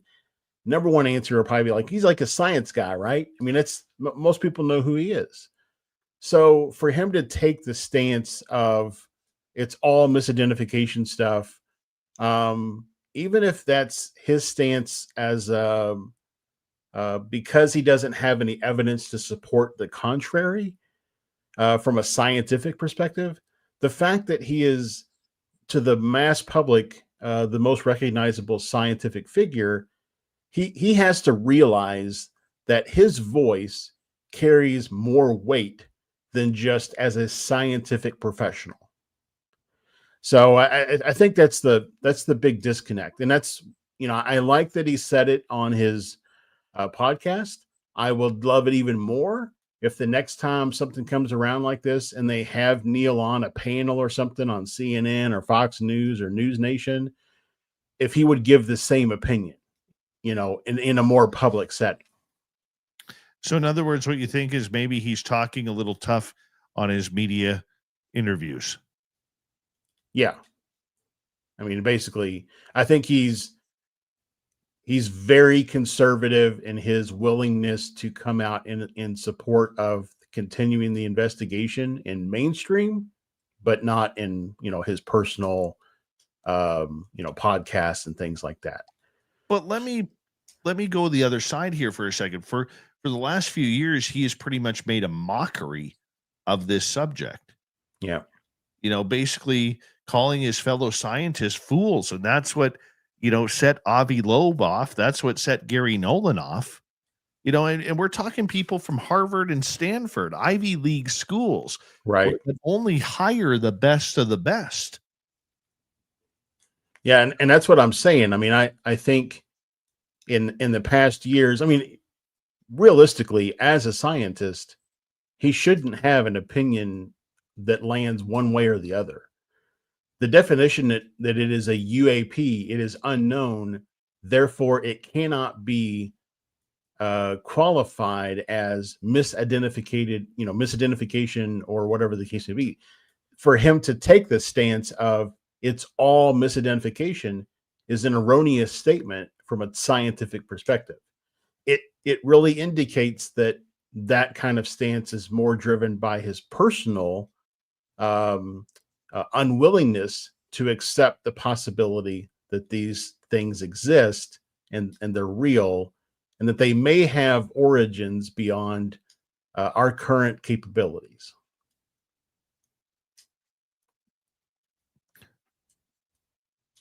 Science Bob once told me that one of the problems with science today, as it's morphed over the years, because of residencies, because of grants, because of tenure and opportunity and pressure from universities, that scientists are no longer being scientists. They are focusing their research on their opinions rather than the science. Because any scientist out there, whether you're into physics, mathematics, whether it's biology, whether it's chemistry, whether it's anatomy, anthropology, this subject should be right up your alley. This subject should be, you have an, let me rephrase this, because when I speak science, I always trip and stumble over my tongue because I'm not a scientific guy. But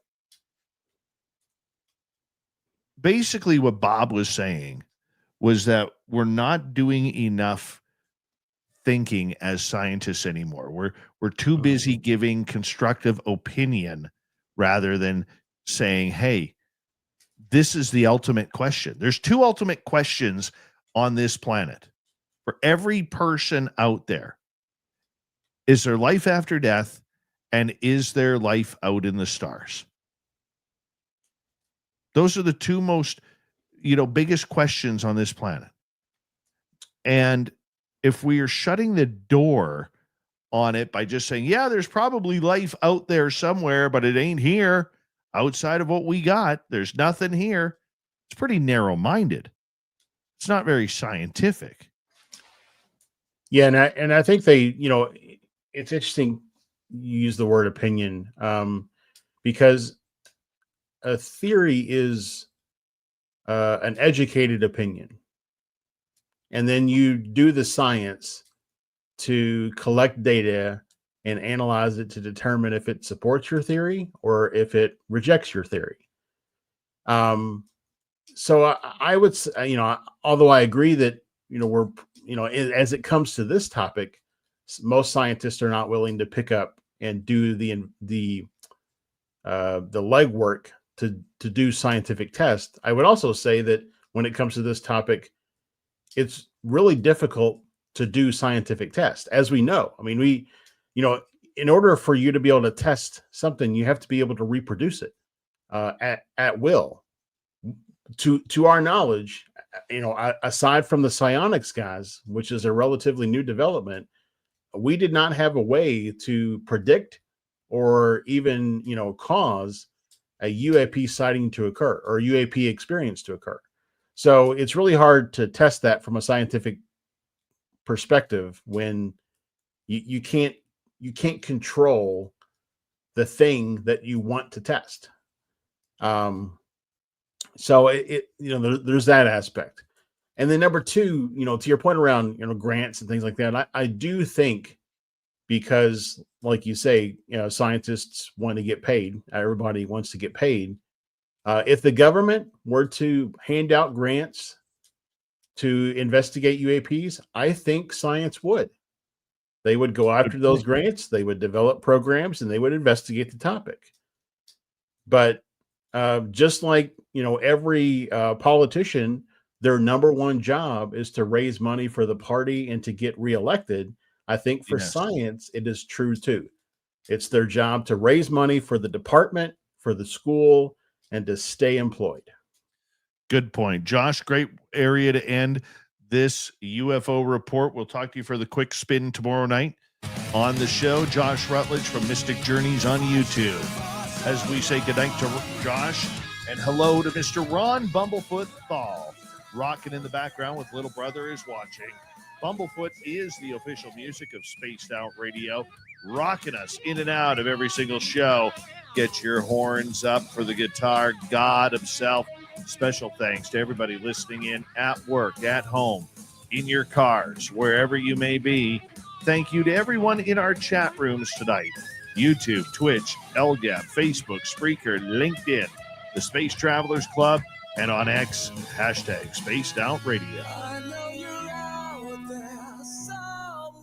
Remember, this show is copyright by Spaced Out Radio at Bigfoot Broadcasting Limited. Thank you so much for choosing to share your evening with us, because together, my friends, we own the night. Mr. Bumblefoot, we need a favor.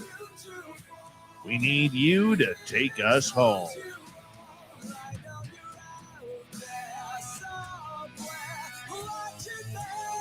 Yes, the Woo train has docked for the night, but soon, my friends, we shall ride again. Your seats are always available. Your tickets never expire. And if you want to bring a friend, yeah, we've got room for them too. Good night, everybody.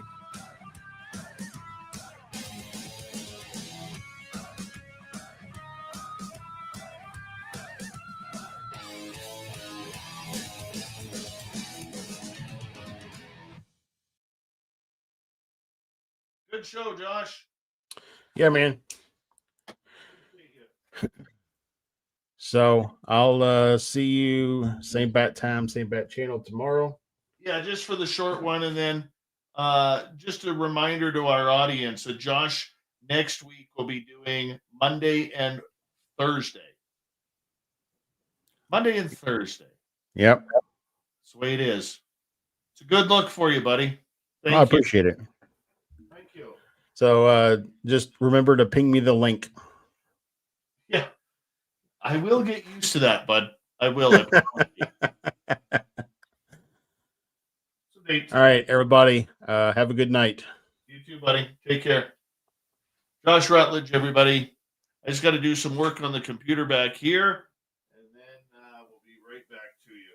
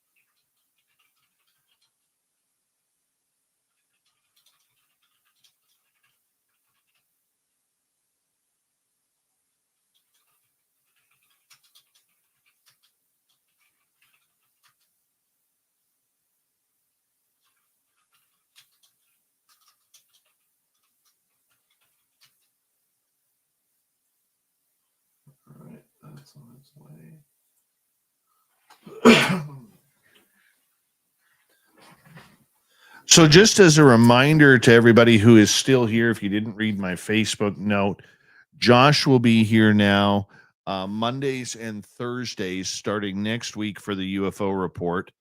And then on Wednesday now, we will do, starting next week, we will be doing the Dave 101 and the weird news of the week on Wednesdays. And that will be followed up prior to that. I shouldn't say it'll be followed up. It will be preceded by Katie Page coming on in to do something that we're going to call the Encounters. Yeah, it's going to be a lot of fun, guys. So Katie Page coming in on Wednesdays for the short version, about 20-25 minutes.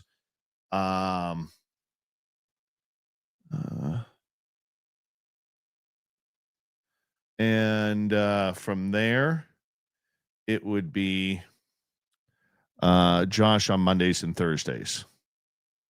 Yeah. Nice treat for you all. A nice treat. A very nice treat.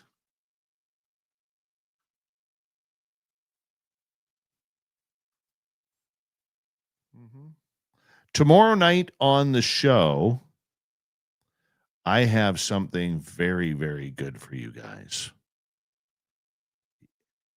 How about one of the eyewitnesses to Travis Walton being abducted? Gentleman named Steve Pierce is going to join us, and he's going to tell us what he saw that date in Snowflake, Arizona in 1975. Robin will be here next week. It's going to be a lot of fun. I promise ye it will be there. It will. There it is.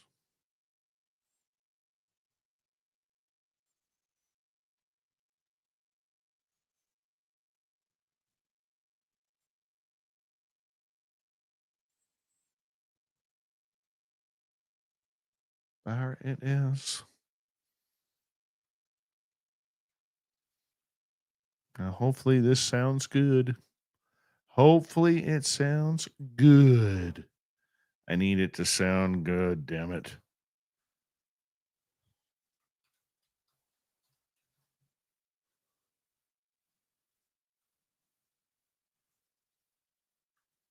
Otherwise, I'm going to be in trouble.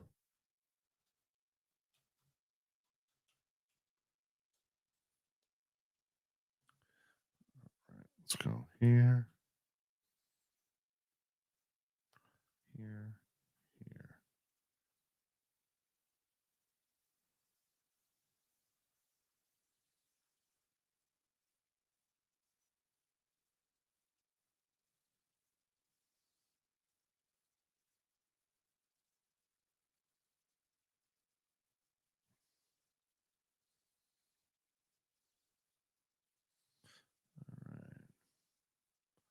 See how this bad boy sounds. First off, I think we got to blow this up a little bit.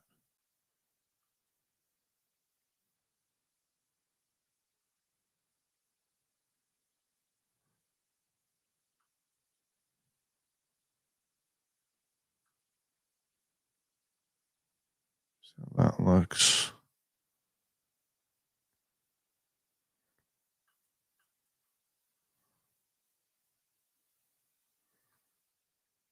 That did piss off.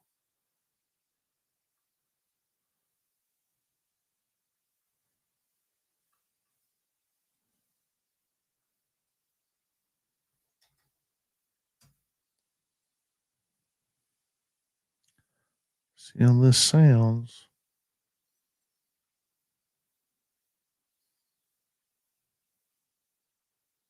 There we go. All right. Let's see how this looks here. Let's go here.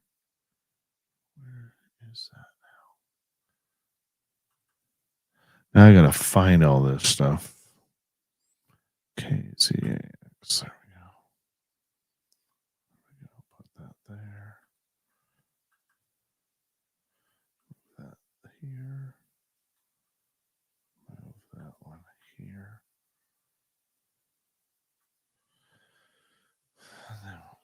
This is all new right now. Getting used to everything. It's a pain in the butt. A pain in the tuckus, let me tell you. Where is copy? Home. Let's go here. Copy, paste. And the butter of it all. What does it sound like?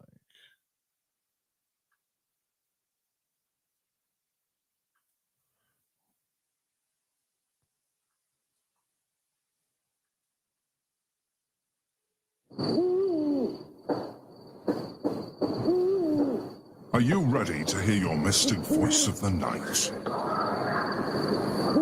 It's time to wake up.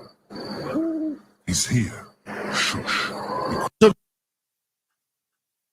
From the mountains of central British Columbia to you listening around the world, this, my friends, is Spaced Out Radio. I am your host, Dave Scott, sitting in the captain's chair of SO. That sounds good. Totally good. This. Oh, you prick and a half. You prick and a half.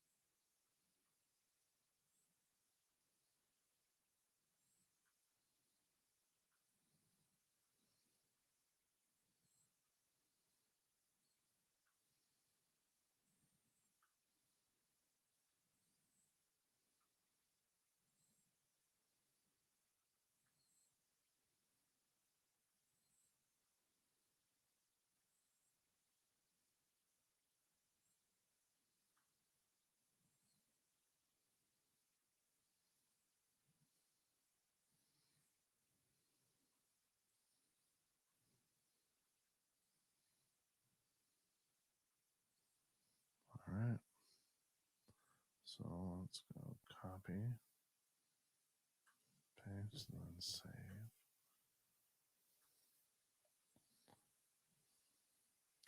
I have a trial now. Enter code. That's what we need. 804.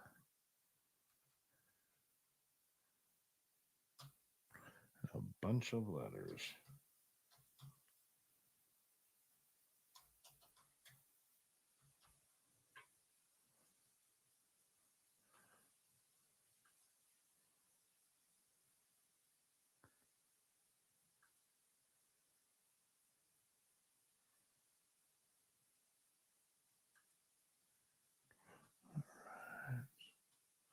Now, will you let me save?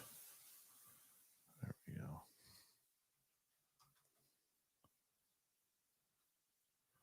Cancel. Is that going to desktop?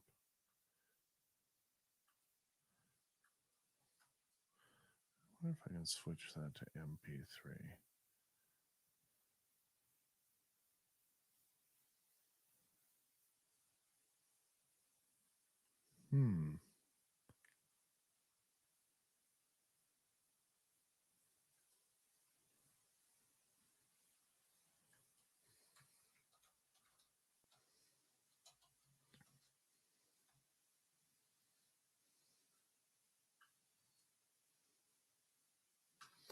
Good. Let's try that out. Sorry, I'm talking to myself here.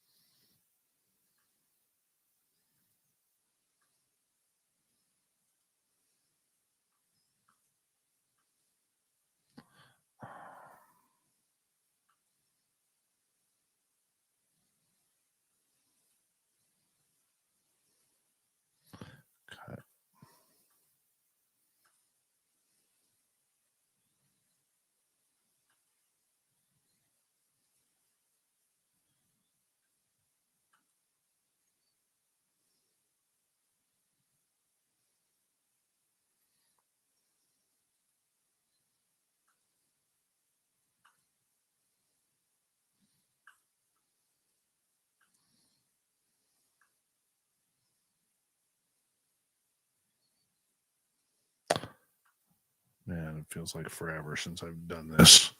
It's like so rusty. So rusty.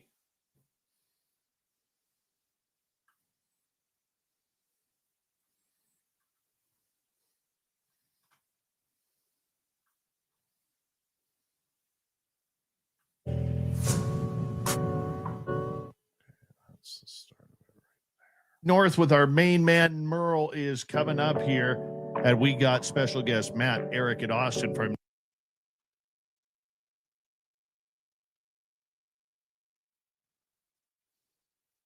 The walls of Merlico.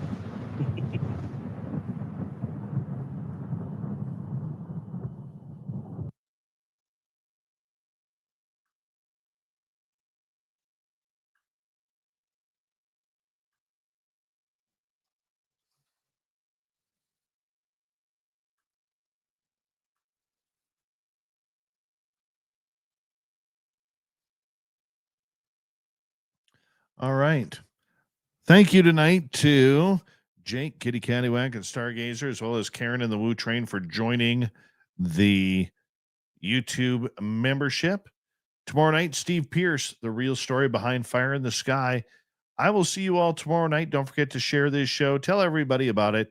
And if you tell one friend and they come in and join in, I'd be really happy. We'll see you tomorrow night, everybody. Have a good one.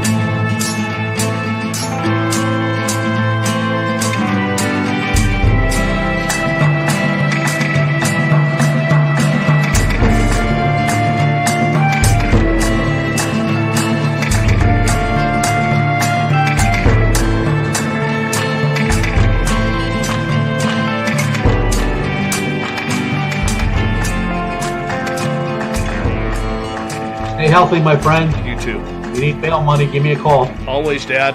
Take care. You too.